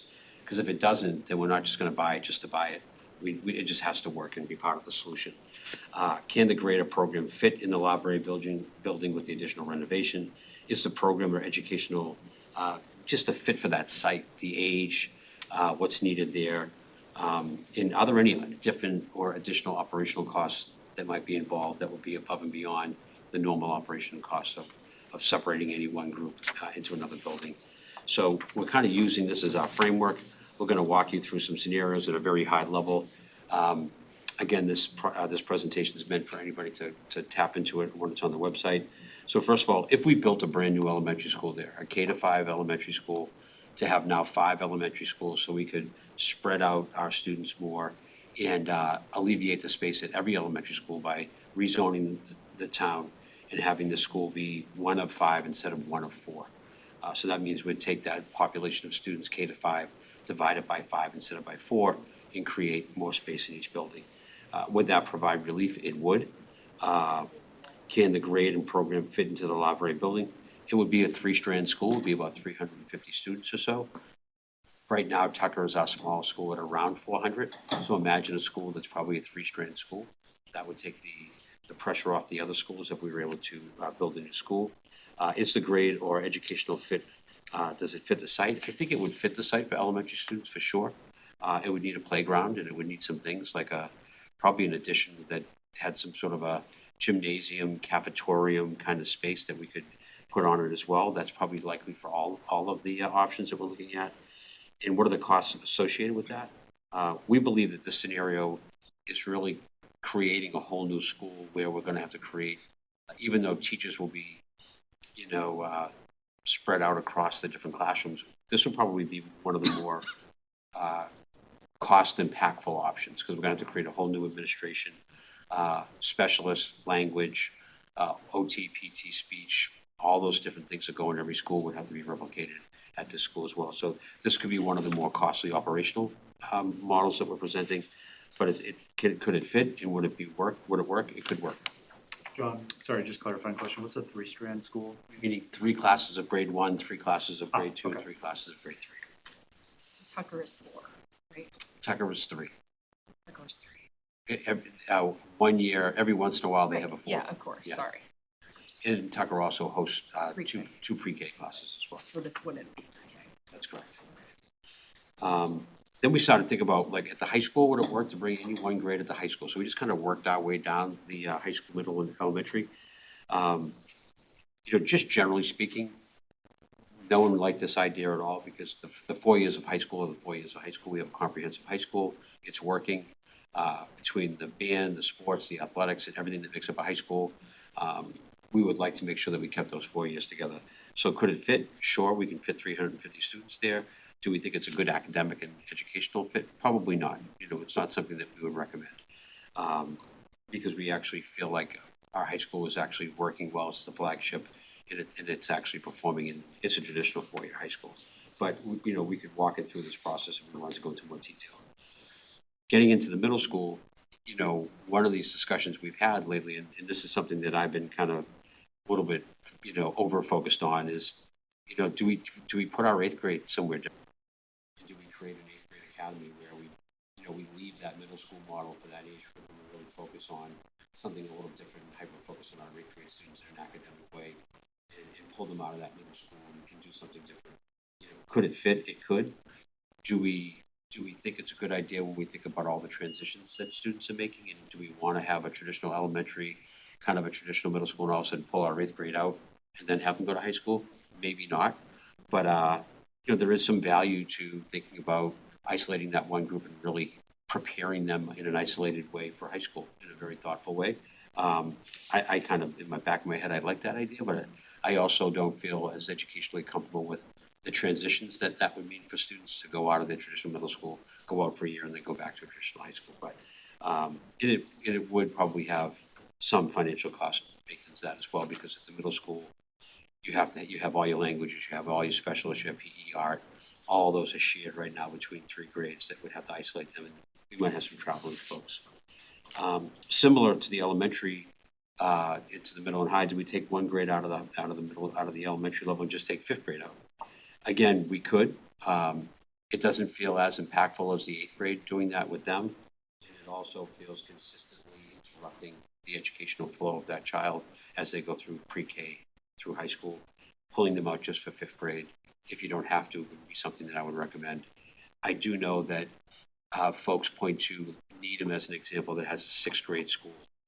That 6th grade school wasn't by design because that was an educational, well thought out model. It was because they had certain space, they had certain amount of buildings, they had enrollment growth, and so they had to kind of organize themselves around the buildings that they had.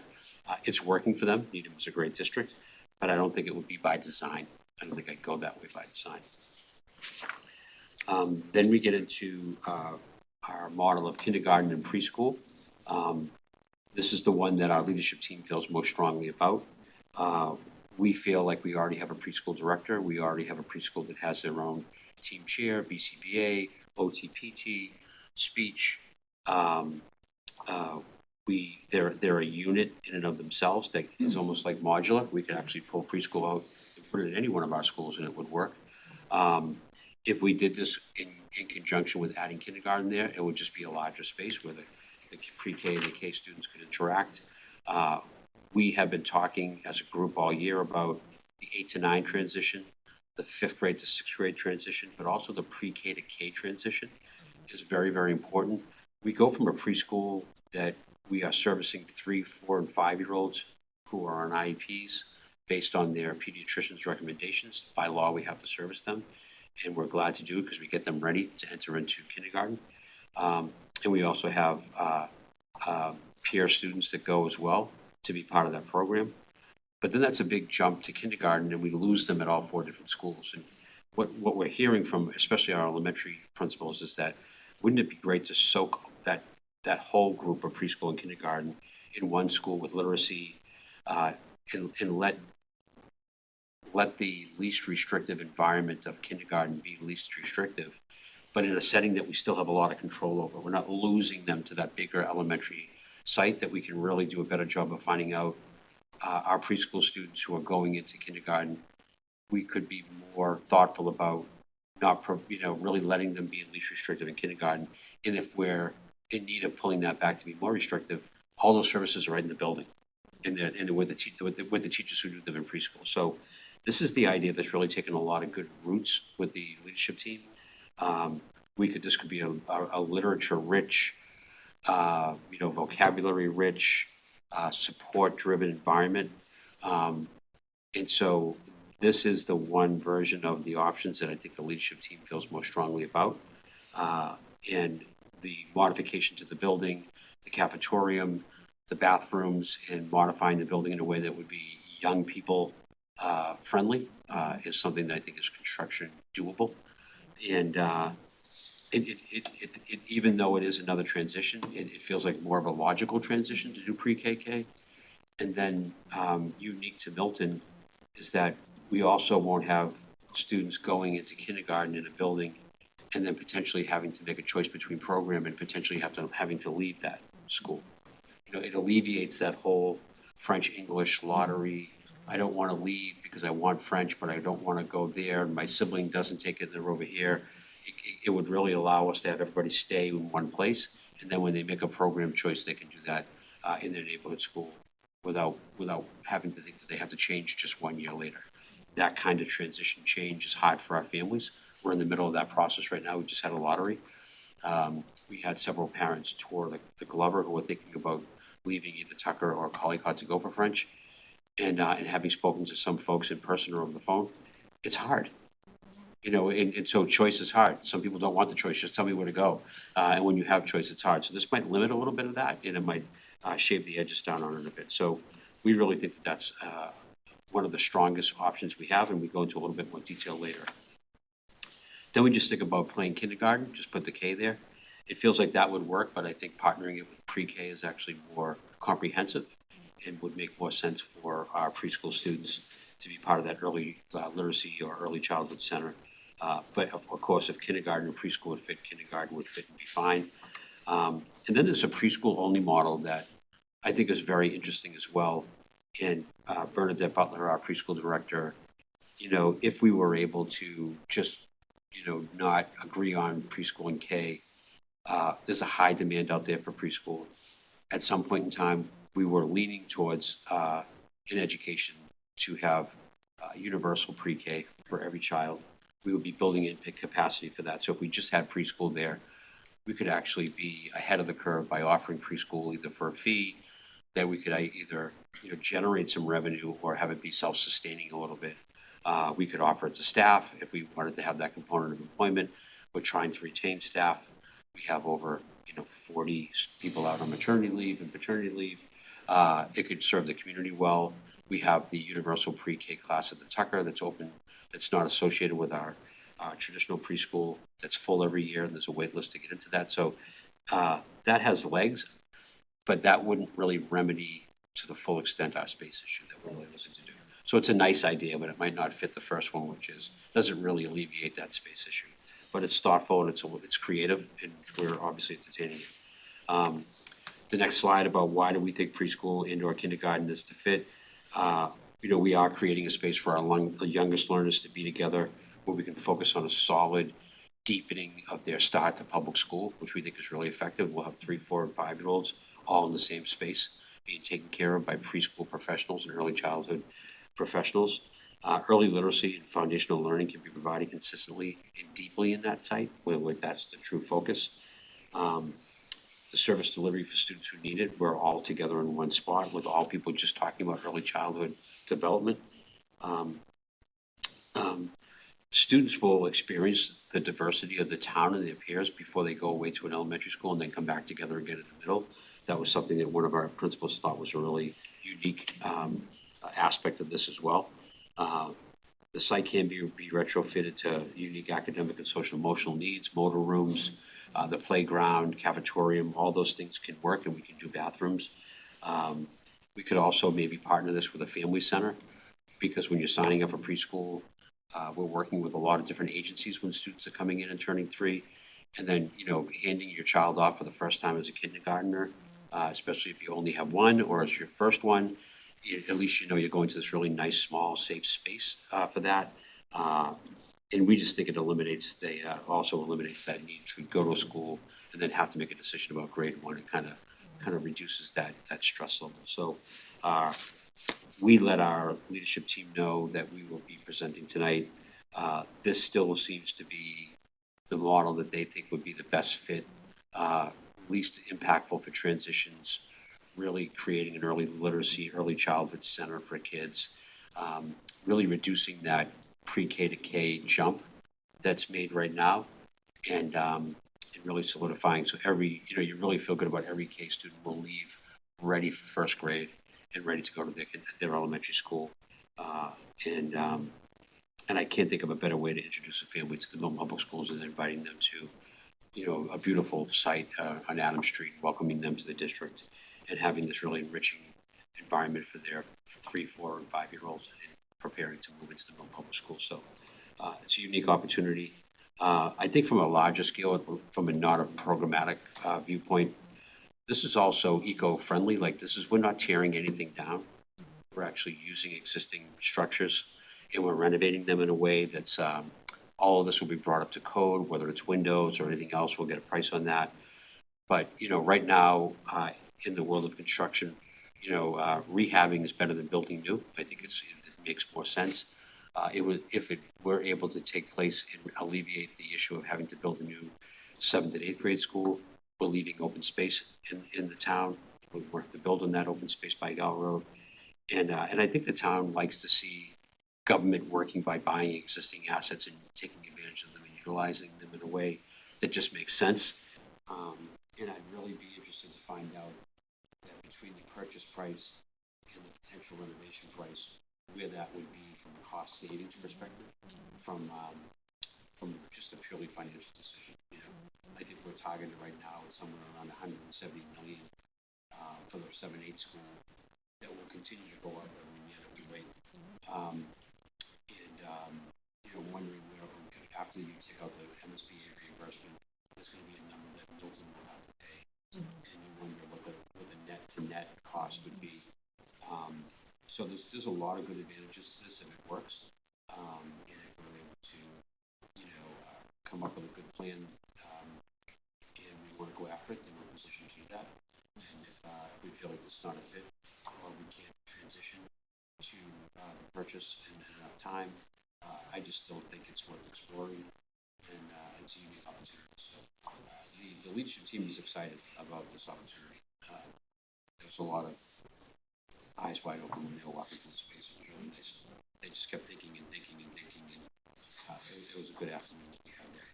So that's a very high level. It's not the detailed version that we might, have normally done if we had more time and an on-ramp to this conversation. We have a meeting on June 3rd. Here, as a school committee, we have time with the school building committee and the select board coming up where they're going to want us to kind of weigh in on what we think would work. And this is all hypothetical. We think we'd like to do this. Can you go price it out? This is what we think might work for the school department. So there is a time element to this that we just have to acknowledge moving forward. That's the presentation. This is great. I really appreciate all the considerations for each of pulling out each of the grades and seeing what makes most sense. I would say just by what's shared here, the pre-K and K, just from a number standpoint, the amount of kids that you can put in that building, you know, versus 350 for the others, but here looking about 100 kids more. So, which is awesome to be able to alleviate that space Right. at the other elementary schools.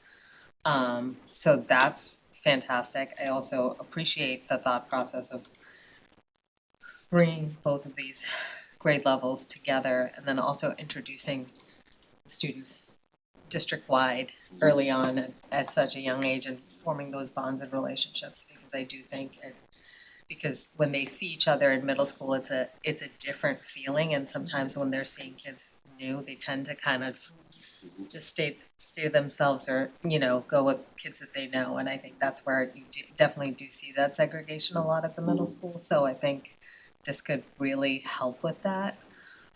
So I really appreciate what is shared here. I'm glad that we looked at this. I think, you know, pulling out a 5th grade or an 8th grade, you know, as our student rep said, it's great to be the older student, you know, at that grade level, because you've been there for 3 years or you've been there for 5 years, and you're like, great, I am, you know, like the big guy on campus, you know, like that feeling. And it's great. The 8th graders feel that right now. They're all in DC right now, and they're just feeling really special with all the end of the year stuff that's coming. The same thing happens in 5th grade. So to like kind of remove that, I don't think it's fair. And I know, like, even with town sports, a lot of sports teams are set up 7, 8, 5, 6, you know, like, so it's nice to kind of keep them together.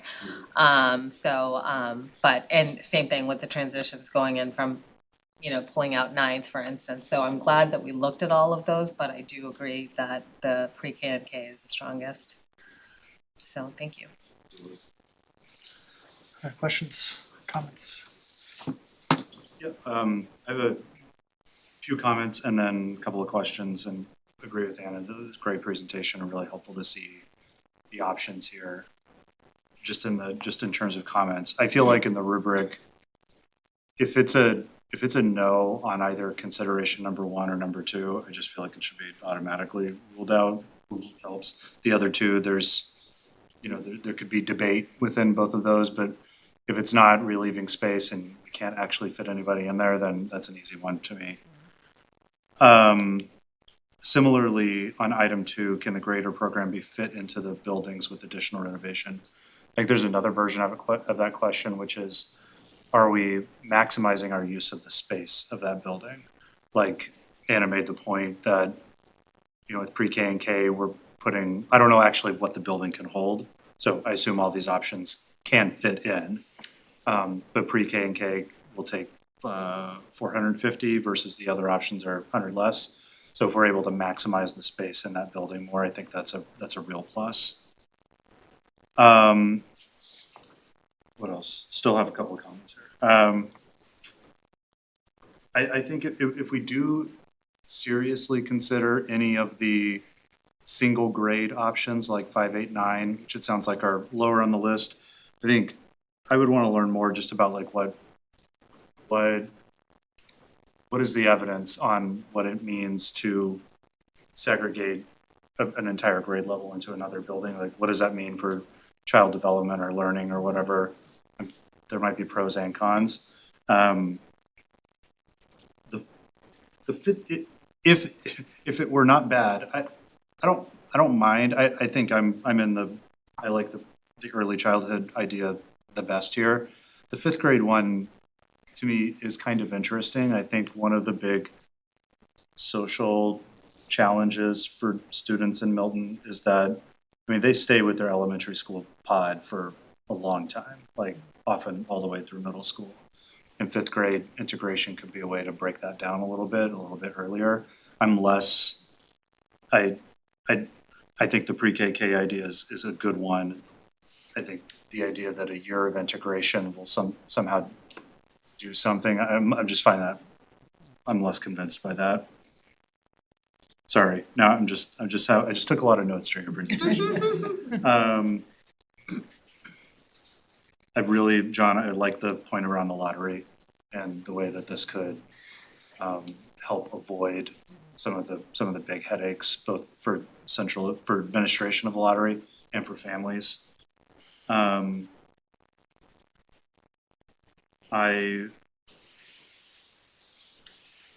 Sorry, I had one more thing here.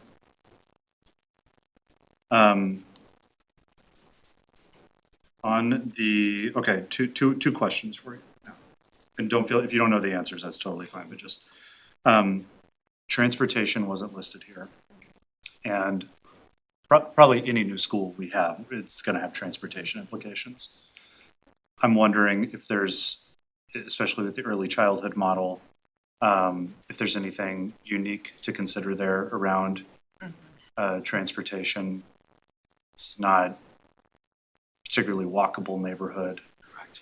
So, and these are all young children, they're all gonna have to be driven to the building. And so I'm curious to know how we're thinking about that there. And then if we do move pre-K and K, and I'm not an expert on our preschool program. So we have preschool at Tucker and Cunningham, and I assume that that's a district-wide program, right? But it's gonna differentially free up space at two schools. And I'm wondering if we will need to, if that will have implications for the catchment zones of those two schools in particular. And whether we might have to think about how students should potentially shift between schools to balance out the population, and whether we might have to change the catchment zones to get an even distribution at each of the schools based on what their capacity is. So, first question, the cost of transportation will go up. To Yeah. answer that question, I think that, and there is a potential that your start times might need to be looked at, reviewed again. Some people might think that that's great because people always want to try schools later. There's a lot of science around adolescence and sleep that we could always use from that. In terms of the zones of houses connected to schools, we already have some, I think I forget what we call them in Milton, but they're buffer neighborhoods where you can be Glover or Tucker on like parts of Thatcher Street. You can be Cunningham or Collycott on parts of the neighborhood off of Pleasant. Depending on the year. Depending on just the enrollment, and so we utilize those well this year. Needs to happen. And what we ran into this year, and what we also need to be thoughtful about related to what addresses go to each school, is we have a lot of housing being built in the town right now, and the majority of it is on the Cunningham Collycott side. So we have the DPW units, we have the units right on the highway that may not produce that many families and students, they seem to be more high-end. But then you have the units that are behind Abbey Park, and they're gonna be children coming from there. So we're already trying to predict how we wanna slightly move our lines a little bit, but I think either, whichever group of students go in there, we're probably gonna have to move those lines around a little bit. In the preschool K, it's a little easier, right? They come from everywhere, they're all going there. But given the space that's freed up at each school, to your point, Nathan, we might need to make adjustments because the Tucker could become a 4th-grade school for grades 1 through 5. Right. Because we're freeing up enough space there. We know our community schools needs more space, so people, you're creating more space than you need. You're never gonna have more space than you need in terms of the elementary schools. I would have dreams of science centers, community schools, give Martha Sandoval more space and let her do her thing. More kids can be happy, more parents can be served, so, but in terms of the lines, I think the town's gonna have to look at the lines of how we organize our houses to schools, probably in the next 3 years. And And I'll gladly pass that on to the new superintendent. Well played. Thank you, John. Appreciate that feedback. So I have a couple things that I was wondering. I think this is great. It's exciting.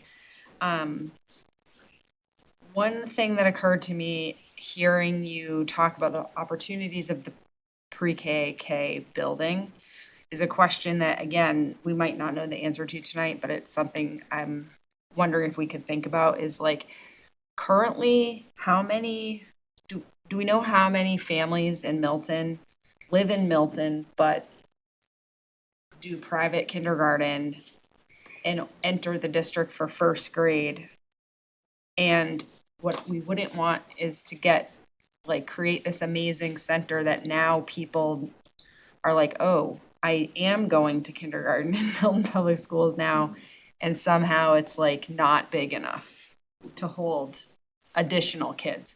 Not just kids, families moving into town, which is happening, but do you know what I'm talking about? Yeah. Families that have opted out of kindergarten for whatever reasons, but that this new setup might, for the attractive things, bring them in. So that would just be something I'd want to research to make sure that we're not creating something that is too close to being at capacity, that then we have to like reorganize it soon.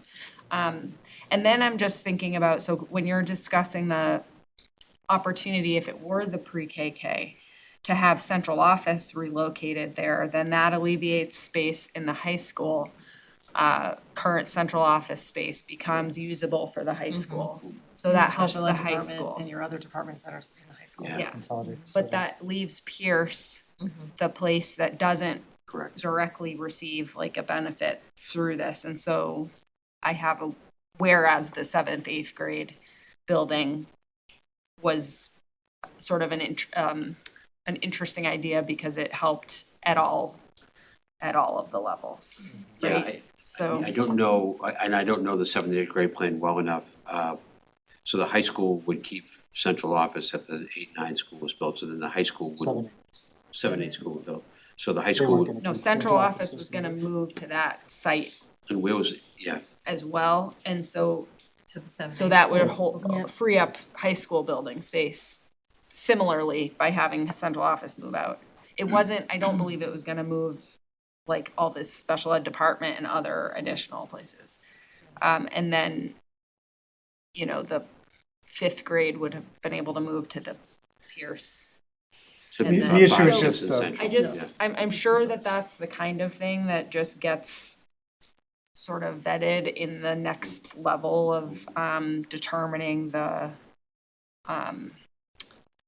cost benefits of the model. But that was just something that I was wondering about, and honestly, I just think that there are a lot of interesting new benefits that this opportunity presents that the, upper middle school doesn't actually address, but Just on the space piece, I have some questions on that too, but generally, I think this site is smaller than Right. the new middle school, right? It's 4.7 acres versus we were looking at minimum 6 acres, which Guile Road is. It's over 600 kids, right? Because it's 330 kids per 7-8 grade, so it's almost close to This site 700 kids. This is not accommodate not something that gonna- big, right? Yeah, again, we'll have the architect look at it. It's very unlikely we'll be able to accommodate something of that scale. So anything we do at Laboure will, by just that math, be Yeah. smaller than anything we would do at Guile. And so therefore, Makes the sense. space, the positive space impacts we would see across the other schools would be lessened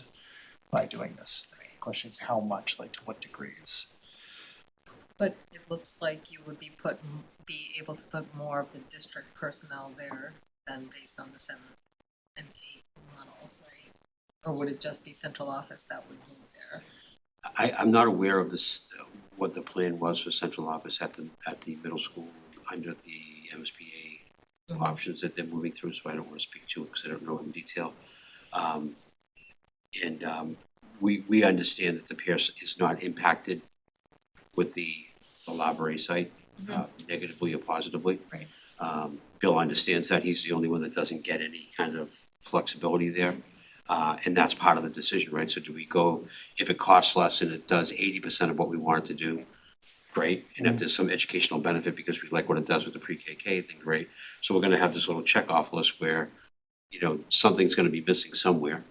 The nice part about it could be more timely. There's gonna be a pros and cons, big picture list, right? From a financial to operational to educational to space, that we'll just have to walk our way through and say that the balances work in the favor of moving forward with it or not, you know, for sure. Stevie?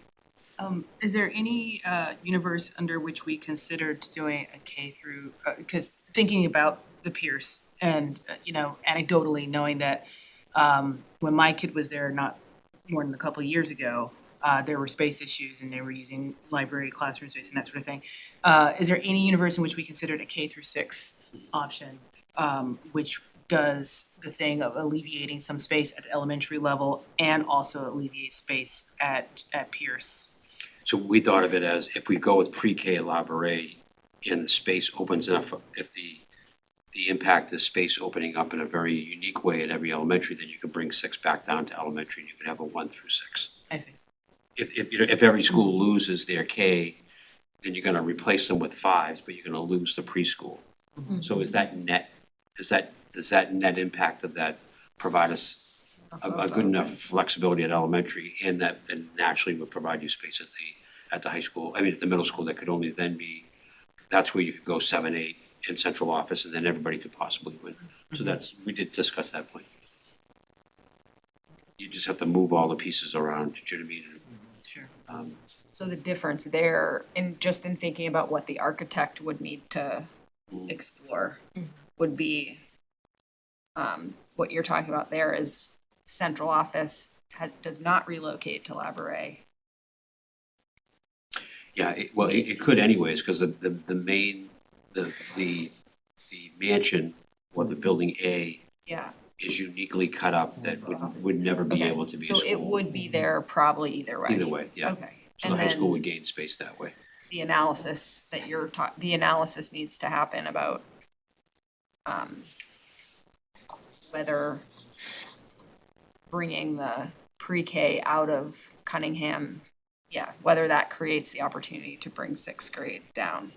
Pre-K and K. Pre-K and K, yeah, I think it's Yeah. predicated. Yeah, so that's a pre-KK, 1 through 6, 7, 8 school, 9 through 12, no central office at the high school, central office being at the pre-KK. And now all of a sudden, we do have space at the middle school that's 1 grade less. And that's where the extra space would be available for whatever the next, Yeah. whatever configuration you'd want to be thoughtful about. Obviously, Glover doesn't get any space in that scenario. If you assume the 6th grade that they're gaining is the same size as the kinder they're losing. Yeah, They don't have a pre-K. Collycott kind of. Right, but then that, I wonder if that is part of the conversation about the redrawing of the lines. Mhm. Maybe the catchment zone for Glover becomes like a little bit smaller it could, because somehow. if Tucker becomes a 4-strand school, then you can start to slowly fine tune it really comes down to how many section will each school be? It will be a 3-strand, right? So Yeah. if you have a 4-strand school at Tucker, a 4-strand school at Glover, could you have all 4 schools be 4-strand schools and make that work that way? Free up all those space.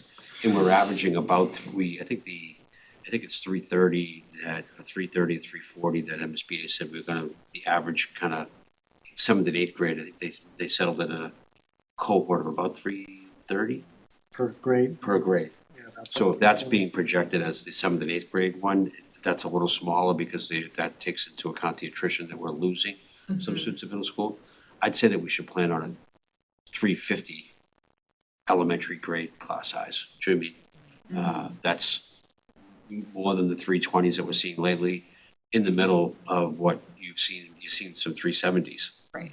Too, so, but to your point, Lizzie, you need to pay really close attention to not building something that doesn't have the full capacity in just 4 years. And there is a build it and they will come factor to any new construction that you'll have. The nice part about the 7-8 school is that we want people to come to 7 and 8 because that's kind of the valid, that's where the enrollment pauses a little bit before it goes back to the high school, so. But all definitely good things to think about, because we're trying to build capacity. That's the whole point of the purchase. I had a question just on the numbers. So again, I think you were using 350 for most of the scenarios, given that's kind of about the cohort size per grade. And most of these are like one grade scenarios. Obviously, we would need to see with the architect if we think 450 kids could fit on the site with the pre-K case scenario, which had like the biggest enrollment impact. If we assume 450 kids could fit on the site, I had a very similar thought to you of like K-6 model. Like, have we thought about that? Could we think about a K-6 model, which again would then turn all of the schools into K-6s? Obviously, like issues with that is you're keeping kids, it does the opposite of your fifth grade idea of like you're keeping kids apart 1 year longer, which I know is a concern within the school, but you're not adding an extra transition because in any of the other scenarios, you're adding a third transition for kids. Another issue is you would have to redistrict as you would with the K-5. And again, I think an issue you brought up that I had too with any of these like elementary ones is that it's not a walkable area. The idea that with all of our other schools, you just see so many families just walking their kids and flooding the streets to get to school, and that's so wonderful. Yeah. And this is just not that, like, I don't see how that could be. So that So almost in the K-6 model, to the Glover point, that requires us to make sure that we're using, say, Tucker as a four-strand school to alleviate green space, because you can't add sixth graders to Glover because they don't have the space. Right. Well, again, you would add kids to Glover because you'd be reducing Glover, in the other grades. The only way that would work is you'd be You'd pulling have kids. 5 K-6. That's what have we're talking about. 5 K-6. That's what Oh, we're talking you're about. talking about having it be a K-5 school? Oh, okay, I'm sorry. Well, no, I'm saying it's the K-5 model, but instead of making it a K-5, you make all of them K-6s because you're pulling kids out of the other schools. I'm sorry, I didn't. And pick again, that up could on you your- pull enough kids out of the other schools? So 5 K-6 schools. I want to add one point is that pre-K right now is not required by law. We do Well, that's have. for special Yeah, for education. yes, but we do have the half-day pre-K program, so the 120 pre-K 60 students is 60 at a 60, yeah. So the capacity is really 410. Yeah. Because it's a half-day program for most of the students. They take them half, correct. But we do have one class that is full day, Correct. that's at Tucker, 1 or 2? I think it's one. 18 spots.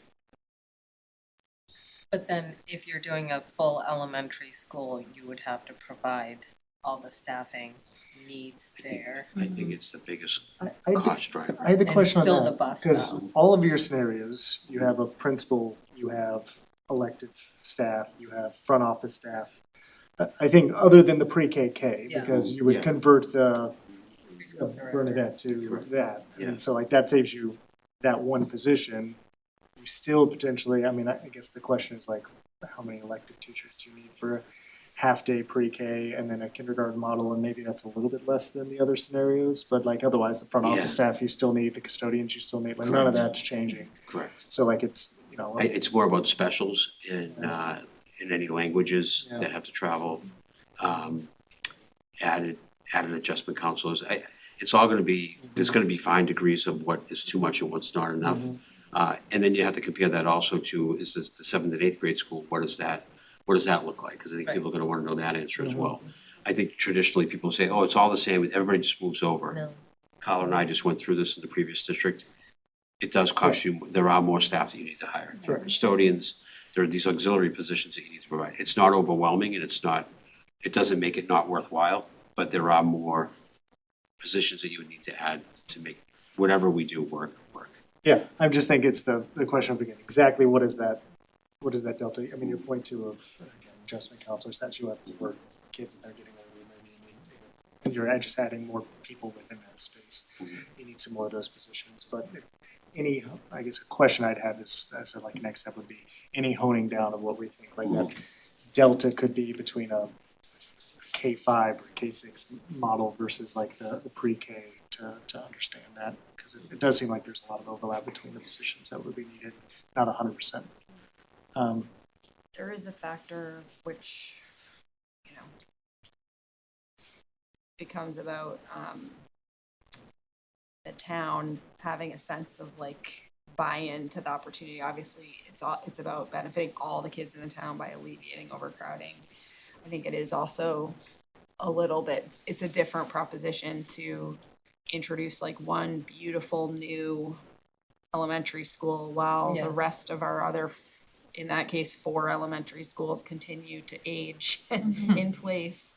While we have this beautiful new one, so a fifth of our students are, you know, attending. So I'm not saying that's a reason not to do it if everything else points towards that, but that just becomes something that you have to like help the community sort of think about, which is just different from introducing a facility that serves the entire town, I would agree with that. which is the case for the early childhood Yeah. or the middle school, and which like all families who have children of that age, Could universally benefit. you know, by it, benefit yeah. from. It feels more like a benefit to the whole town. So I'm just, that would be something that would need to be like, I think, addressed head on, to avoid some feelings about that. And I think just looking at the Laboure College site and seeing the mansion, you know, shows, like, it's like for it appearance wise too, even though the classrooms are in the other building behind in the back, like, it's just that perception of like, oh, wow, like, this is where this new elementary school is gonna be. So I do appreciate the thought process behind, you know, the K and pre-K from that. Yeah, point, too. the lack of walkability to it is a very interesting point that you brought up, Nathan. I don't know whether how many people could access that on foot, Jimmy, and what does that 3-strand school look like? And what neighborhood does it serve? And Right. how would that balance everything out? It's interesting. I do like the universally, everybody being able to benefit by this new space, by going to either pre-K or K there. It has, that feels better to me, whether that's emotional or intellectual or data-driven or not. It just feels better to me to have everybody access this space for a really unique experience before they go on to their elementary school. I do think one of the challenges with the site is gonna be the mansion, in that, to the point you made, just like, I don't think there's any way in which you can salvage the mansion and have it be a student Correct. usable Yeah, space. yeah. They're just walking through it like it is. And so that's a large chunk of the site, the facility, and the kind of need to figure out how you create access for people to come visit the administrative offices or whatever else that is, that then, you know, would make a larger building like a K-6 challenging. Because the site is obviously, you know, Tucker is 2 acres.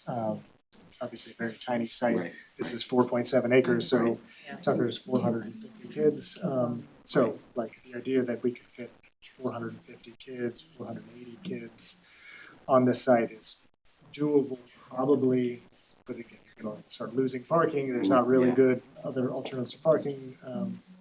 Although people at Tucker probably say similar, of, like, they could benefit from parking. Yeah, anyways, so things like that are things that just come to mind. And so again, I do think the pre-KK is a strong proposal. My just concern is the additional transition, which again, we have with the upper middle school thing, so it is an issue. Yeah, But yeah. I think there are a lot of, Is there room within the 4.7 acres if we wanted to potentially, like, you know, if enrollment increases, to like add on, you know, since these buildings are kind of, they all look very different, but they're all connected, you know, so is there potential, like, is there room, or is it conservation, like, is there like anything like that that So we? they said there's no conservation land on the acreage. There is conservation land that abuts the acreage that's owned by Bon Pond, from what I understand from that conversation. wetlands. The wetlands, yeah. It's funny that we're talking about expanding capacity, but we're worried about expanding capacity to the right level, right? We was, you know, so, Yeah. but it's accurate, like, we really have to make sure that if we do this and we reorganize ourselves, is it gonna work for the cohorts that we decide to put in there? And, so I'm interested to see if the 450, 410 would work on the pre-KK. And in my head is spinning with, so what does each of the elementary schools look like without their K? And how do we want to think about that? And maybe there's some, for lack of a better term, mining of good ideas about how could we utilize good space at elementary schools differently, now that the space is potentially freed up a little bit. And the first thing I come to is after-school care for our community, which is really something that people need. And if we have the funds to operationalize any kind of, science centers and things like that, or tech centers within each elementary school, we had a lot of conversations in our district about when we moved to the 7 through 12 model. And then we had a 4, 5, 6 intermediate school that would have extra space in it. And then we only had K-3 schools that would be the 4 elementaries.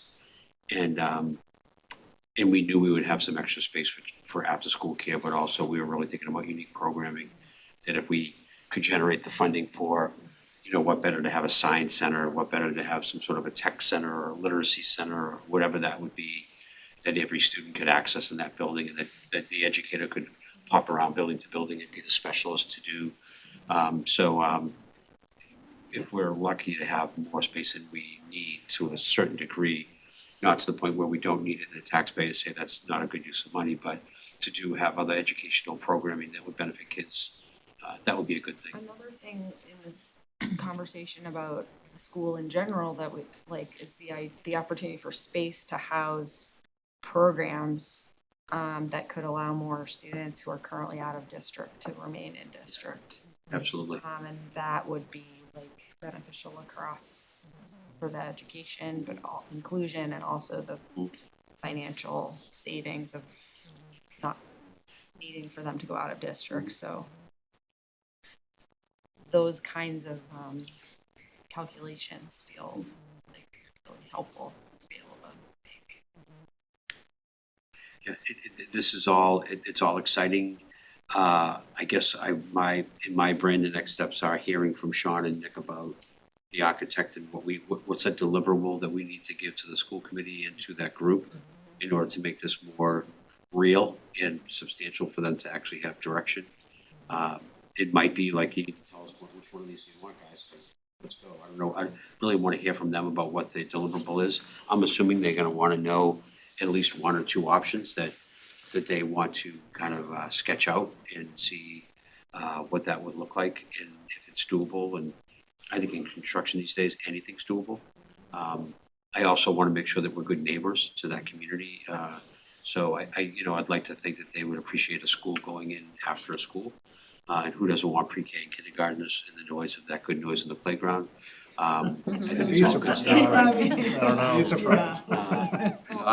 I live next to the high school, and every time I hear the crack of a softball bat or the cheer at a lacrosse game, I just think it's awesome, and the lights go right into my living room. Yeah. I have no problem with it at all. I think it's fantastic, so. Yeah. You're raising a good point, which is at what point in this process going forward would it become important to offer like a community session for neighbors, et cetera? Like that would be good to do sooner rather than later, if it's moving forward.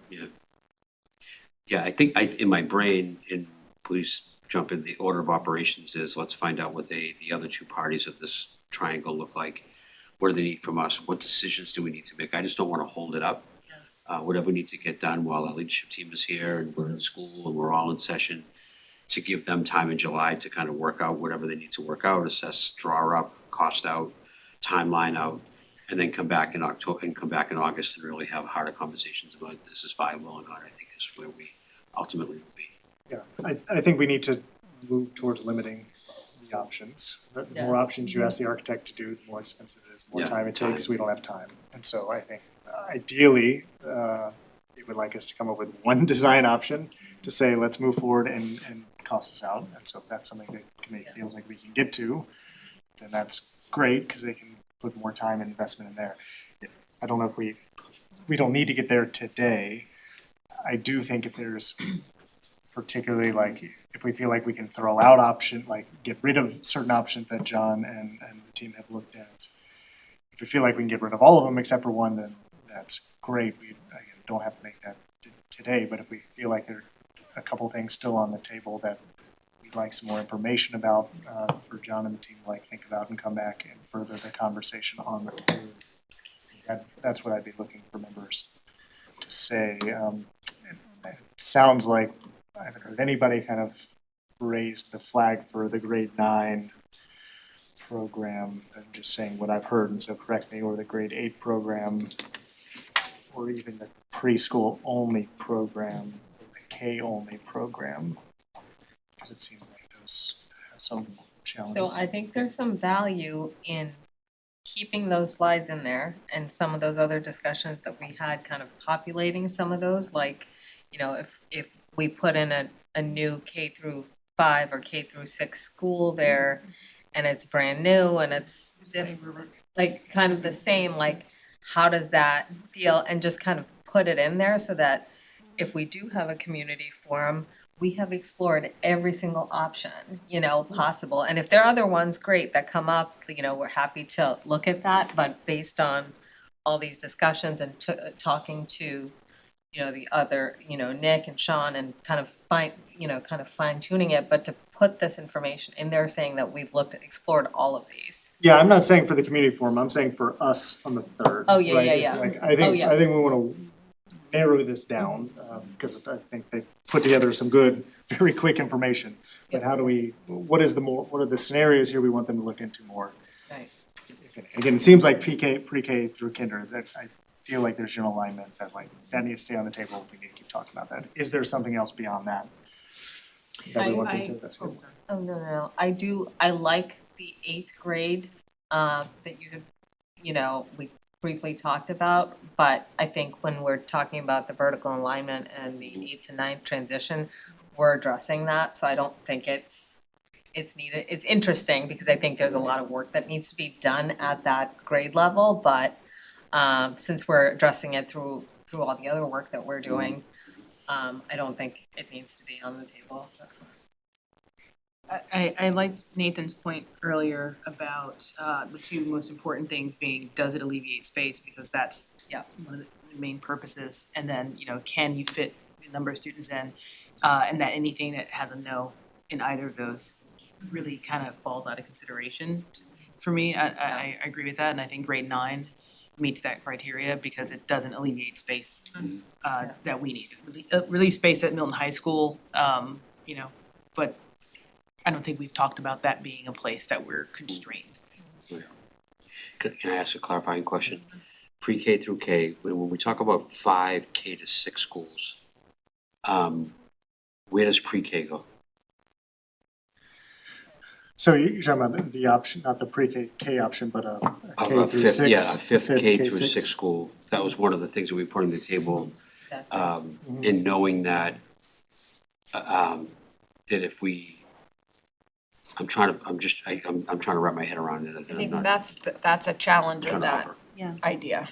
I mean, you could do the addition with some additional space for pre-K to pull pre-K out of Tucker, right? If that's a place that's gonna, the issue is with the K-6 model is it only works if you're pulling a strand per grade level out of the other schools, right? To give them that stuff.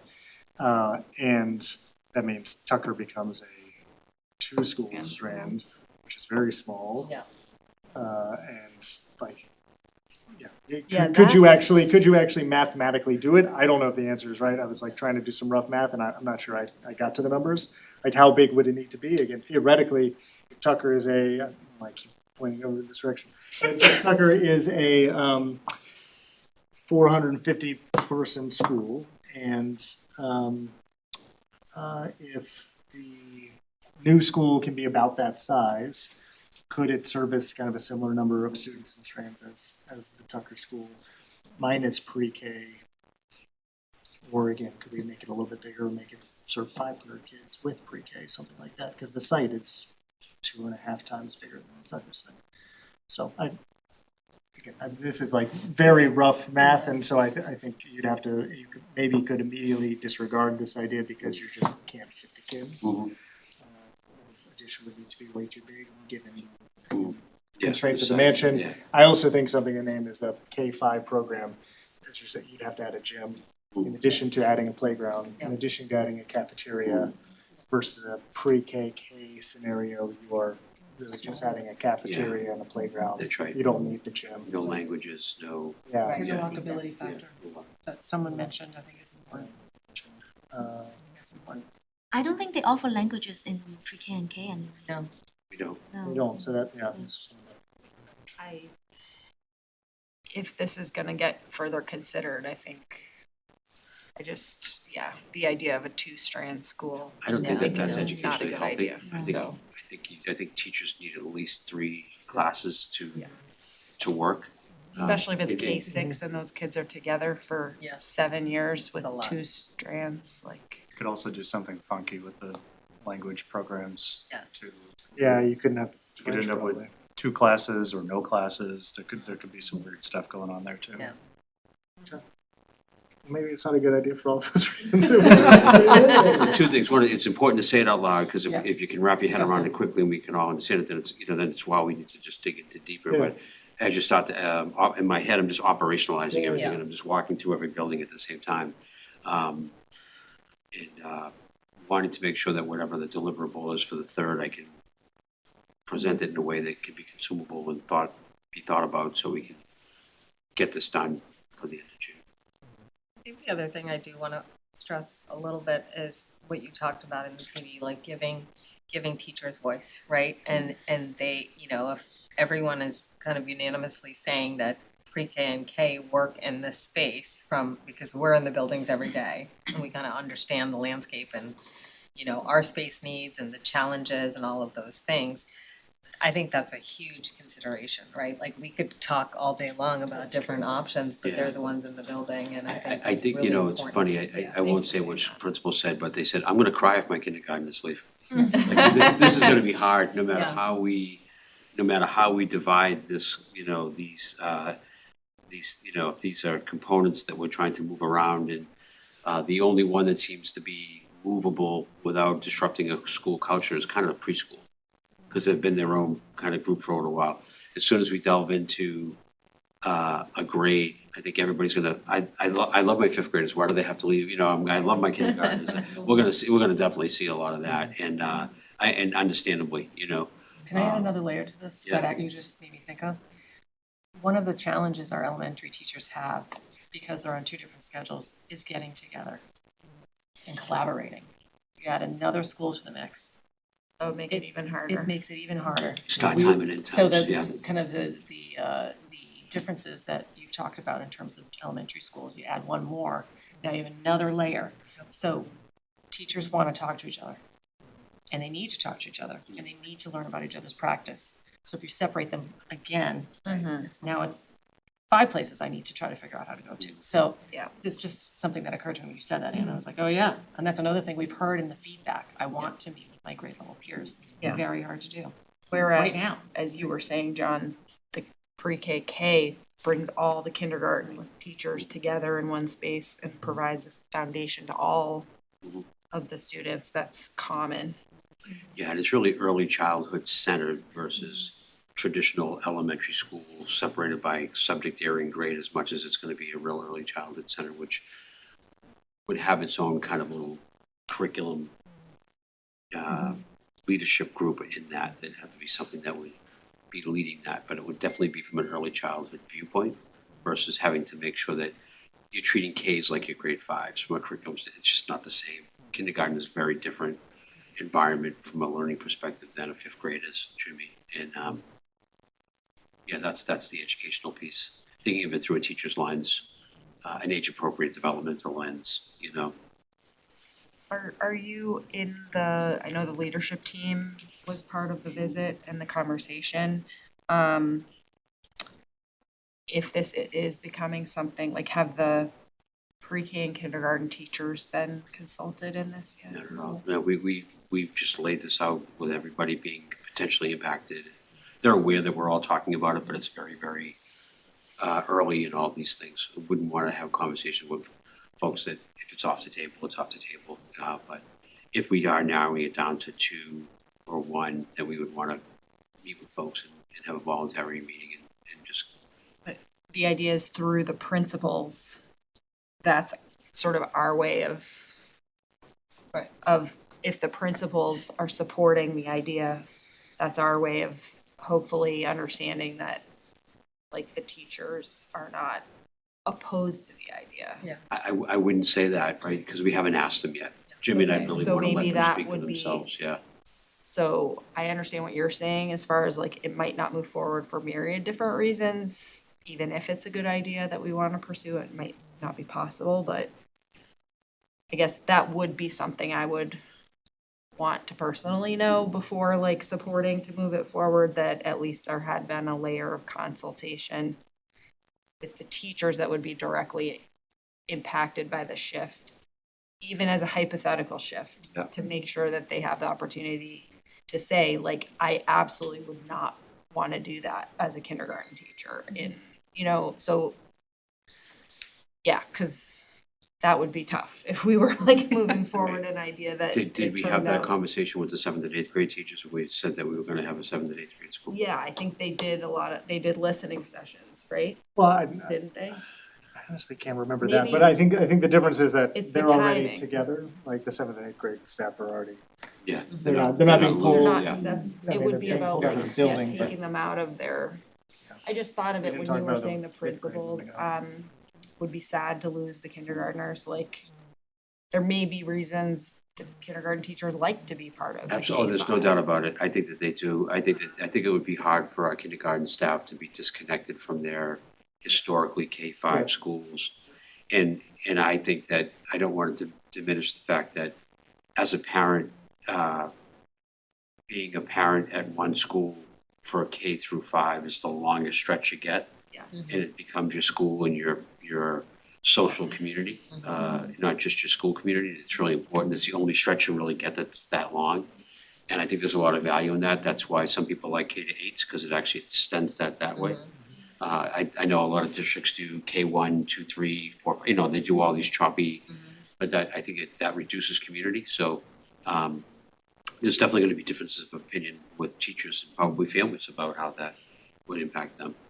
Of a parent of 5 children, you know, having all of your children at Glover and walking to one place with 2 in a carriage and 3 at school, and you know, and then being that person who has 2 at Glover, 2 at Pierce, and 1 at, you know, then all of a sudden you're like this, but there's value to the community of the school, especially at the elementary level when it's their little folks, you know. But teachers have been working together for a long time, you know, and they have friends and colleagues in different grades that they would probably sorely miss, no matter how we're gonna Yeah. organize this in any way. But they should have. And I wouldn't want to put it out to any group of teachers until this body has decided this is where we're gonna go, because I don't want to disrupt and worry a lot of teachers if we're, you know, the model needs to be decided first, I think. Right. And then we can get some. Yeah, because the other part of this is that if this meets the space issue, the financial issue, free sub money, the operating budget, you know, all these things just might be decisions that might have to be made, period. But I would like to find out what they would prefer, or how they feel about it, and what would make it easier if that was a transition that they had to make. We did a lot of work after the decision was made to reconfigure our previous district in a way we did, to then go and meet grade by grade by, all right, you're gonna move and you guys are gonna stay, and we just did listening tours where we just listened, and you could really see people who were just like, yeah, this sounds great, and then I've been here for so long and I would miss that grade. It was all genuine, you know what I mean? It was really impactful. I just want to be mindful of time. I think we've had a very nice, robust discussion. Do you feel like you have, we're going to continue, I assume, the discussion next meeting Yeah, on Laboure. We will have the conversation with the town administrator on kind of that information. We really won't have much more from school building committee other than like maybe that we sign something with an architect. But is there other like questions you have on just No, I just further had- analysis into something? no, really good conversation. Thank you for the ideas. I just need to digest it a little bit and get a sense, and maybe when you and I and Anna meet about the next meeting, we can kind of fine tune what we think is needed to be reviewed again or discussed in a way that might be more helpful. Is it just putting these things over here for now and focusing on 2 or 3, and do we want to add one? And Yeah. I have to say that this is the busiest time of the year, other Yeah. than the first 3 weeks of school. That, you know, we have a leadership meeting on Tuesday that we were thinking of letting the principals stay in their buildings because that's where they need to be. You know, there's field days, there's things going on. And MCAS is still in place at school, so it's really hard to, you know, dedicate a big chunk of time over the next 2 weeks just to this. But so fine tuning it in my brain first, talking it out, and then finding out how we can operationalize it would be great. Just ask if members have follow-up questions as you're also processing it, please just email those in advance, so that helps inform the discussion. We can, because again, time is sensitive and, right, it's a very busy time. Hiring update? Yeah, so, very quickly, I actually forgot my superintendent's update, but I'm gonna skip that. Sorry. I wanted to, first of all, let you know about the administrative hires. We have the Director of Business and Finance, the Human Resources Director, and the Director of Technology, Instructional Technology and Data Analysis, and the Assistant Director of Student Services. All those search teams have been at work. The search team for the Director of Business and Finance was Carla Cosa, Maureen Kennedy, our payroll administrator, Martha Sandoval, our community schools director, and Pierce Principal Bill Fish.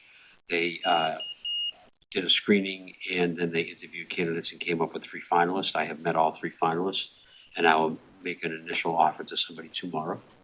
And we hope to tie that job up by the end of next week. We have 3 very qualified folks. It's going to be a hard choice, so Kyle and I have met to go through the notes of what the screening team thought of those 3 candidates. And then Danielle Wetmore and I were the 2 finalist candidates that we met with the 3 finalist candidates over the last 3 days. The screening team for the Director of Instructional Technology and Data Analytics was Carla, Holly Concannon, Bob Patterson, Jessica Jabo, technology teacher at the high school, English Department Head H. Hardy, and librarian Janice Alpert. They had a really thick pool. We were really surprised at the quality of people we had applying for this job that we were a little worried about when we add data analytics to it. I interviewed the 2 finalists today.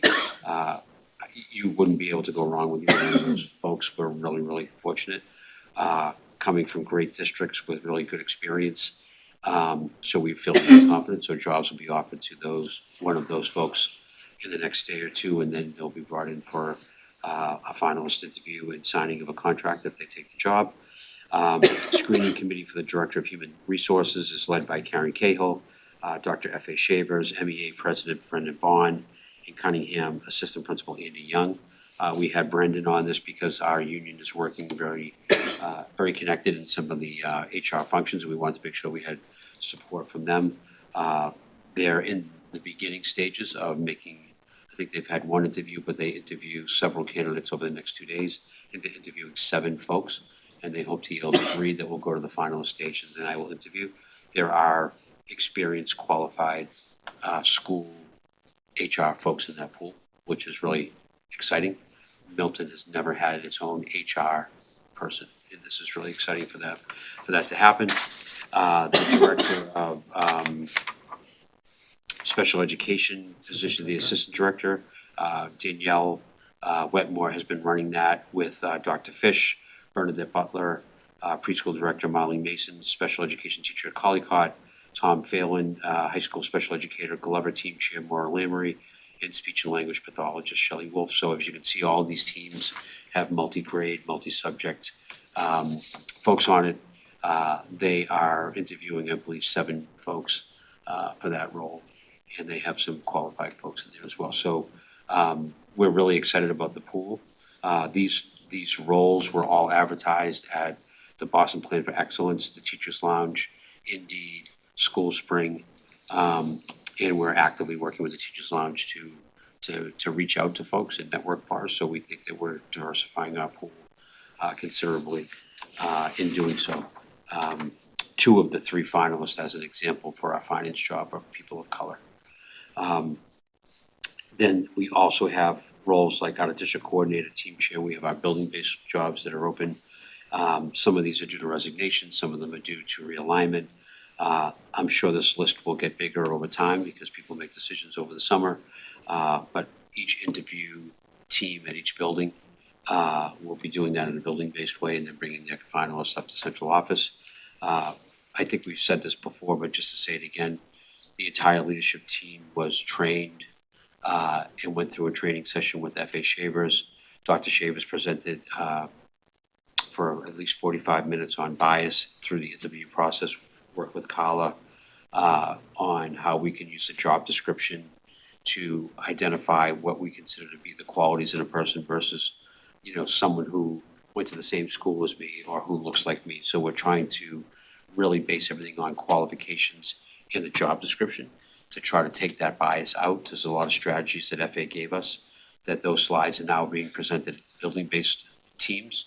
So everybody's getting the same message about this is how we really want to be thoughtful about how we're interrupting our bias when we're walking through this process. So between diversifying the pool, going through training at every level of the district, making us all aware of what we're trying to do in terms of diversifying our staff. These are the strategies that we're taking to hopefully diversify our staff. We met with CDM and Mark on Monday morning and went through this whole process with them as well. I think that they were very thankful that this was very concrete and happening, along with our work with the Teachers Lounge to get support from an outside party. So I think it's been a very, very different process this year than it was in years past. And now really what we need to do is look and see what happens in October. In August when we actually make the hire. So we're happy to be where we are. I want to thank FA for her work in Carla. In the absence of a current HR director, we've been all acting as HR director, and the work that we've been trying to do with Teachers Lounge and BP Boston Plan for Excellence and in the training as well. So we think we're in a good spot.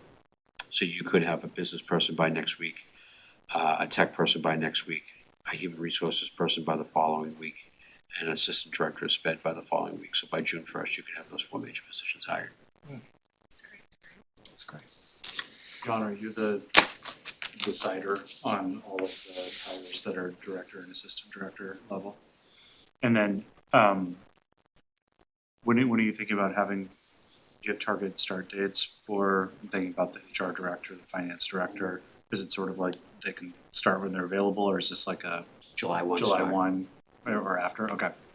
And for the director of finance position, Katie and I have already met.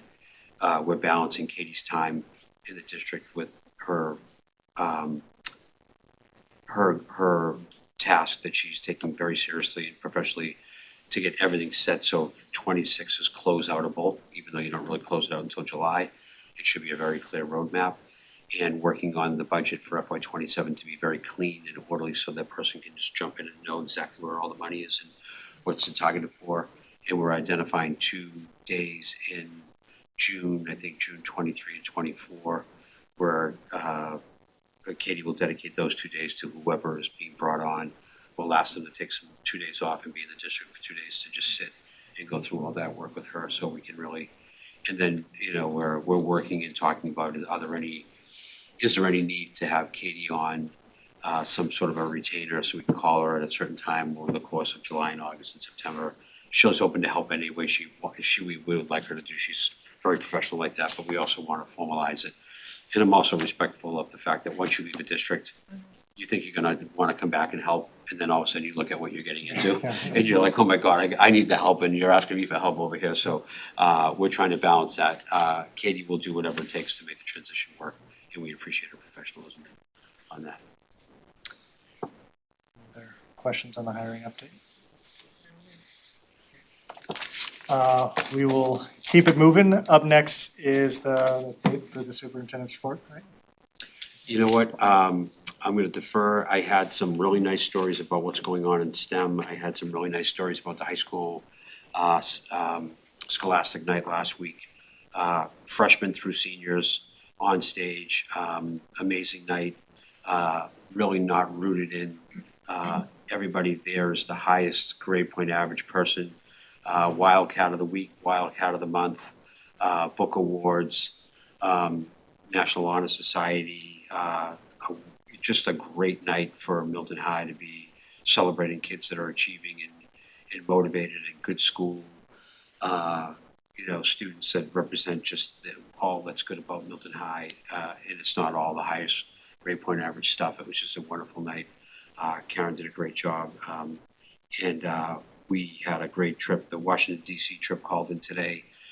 Phil had a picture of all these students sitting with 2 Vietnam veterans outside the memorial, just talking, just really, really amazing, heartfelt. We had a group of STEM students who just went to Fenway Park 2 weeks ago for the egg drop out at the MWR at the plant out in Deer Island this week, trying to really make sure that we're engaging students in that work. And the end of the year, grade 12 work that our student rep presented tonight of all the dates that are coming up that are really exciting for our seniors. So that's just without reading it all and boring you at 10 o'clock at night. There's a lot of good work. And we have, at the elementary schools, we have all of our field days. We have our case screenings happening right now. The middle school has just finished the Quebec trip and now has a DC trip. Step up day number 1 was today at the middle school. Step up day number 2 is tomorrow. Great transition work there. And we just got some funding for the buses that'll have the 8th graders coming up to the high school later in June when the seniors leave. So a lot of good transition pieces, a lot of good things happening, very busy district. And your principals are amazing. So when you see your principals, say thank you. They're just great folks. They're really working hard along with the teachers. You're welcome. We're gonna move it along. Finance Subcommittee, we haven't met, but have some vendor warrants, just to let you know. Vendor warrant 44 dated 5/7/26 in the amount of $280,828.87 was signed, and vendor warrant 45 dated 5/14/26 in the amount of $460,586.96 was signed. We have vendor warrant 46 right here. I'm gonna leave that to the new finance committee chair. So that is it for the finance update. So there's nothing else people really want to do. We're gonna keep going. I know you'll really miss Amanda right now because she would have had us out of here at 9. Negotiation update? Yeah, just really quickly, I think negotiations continue to go well. Since the last update, we have participated in several negotiation sessions, most recently this past Monday, the 18th. We have continued through these meetings, just moving closer towards agreements on the priorities for each team. Both language in the contract as well as the economic package, which is currently being discussed. We have meetings, next 2 negotiation sessions are scheduled for next week, May 26th, and the following week, June 1st. So I do think, I haven't run this by you, but I think it would make sense probably to have an executive session at the June 3rd meeting where we can share with you in more detail what, by then, hopefully, we will be very close to some agreements to be able to share and discuss. So I would only say that across the state, we're seeing a lot of districts and unions have friction in their work together to try to come to consensus. This has been one of the most productive and professional negotiations that I think I've ever encountered in my previous time in Milton and my time in Belmont. Just want to thank the MEA for their ability to listen and respond and partner and meet in the middle in places.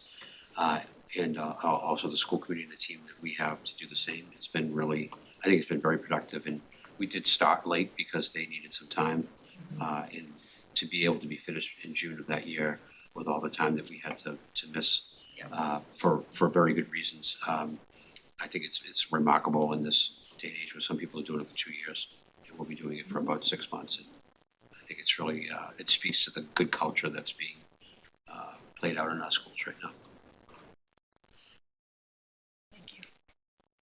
Thank you very much. School building committee update, very short. Still working on 2 paths. We have a committee established to try and go through for the OPM selection. We've kind of talked about that before. So they're doing posting and then going to review those submissions. So that through the MSBA process is still moving forward. And then we did talk about Laboure and the school building committee and made a motion to kind of ask Sean to move forward with trying to secure an architect to look at the site. So he is working on finding one. And so we think thinks he has a kind of beat on one. And so those kind of both the scopes of work we're working on for school building. No questions on that. We'll jump to approval of minutes. See if we can get out of here by 10. Any edits, comments on minutes, or is there a motion? I'll make a motion to approve the April 29th school committee meeting minutes. Is there a second? Second? Give it to Anna, just keep losing these ties. All right, all in favor? It's unanimous. Next meeting agenda items, what are we covering the next meeting? So we got, So we will have a preview of our year two goals that we have with the initial goals for next year with the leadership team that will be represented by Colin and I's work with them. We will also go over round two of Laboure. We will have an executive session to give you an update on the negotiations. We will have a policy meeting between now and then. We'll have a facilities meeting between now and then. I think that might be it. finance, anything else? And a finance update by then, yeah. Right, if anything else comes up, please email at the agenda setting meeting here in about a week. Any other final things? No, thank you, everybody. It's a hard time of year to be together this late, but thank you very much. Appreciate it. Thank you. Then I will take a motion to adjourn. So moved. Great, is there a second? Second. All in favor? Adjourned 9:59. We We did it. Thank you all. Moral victory.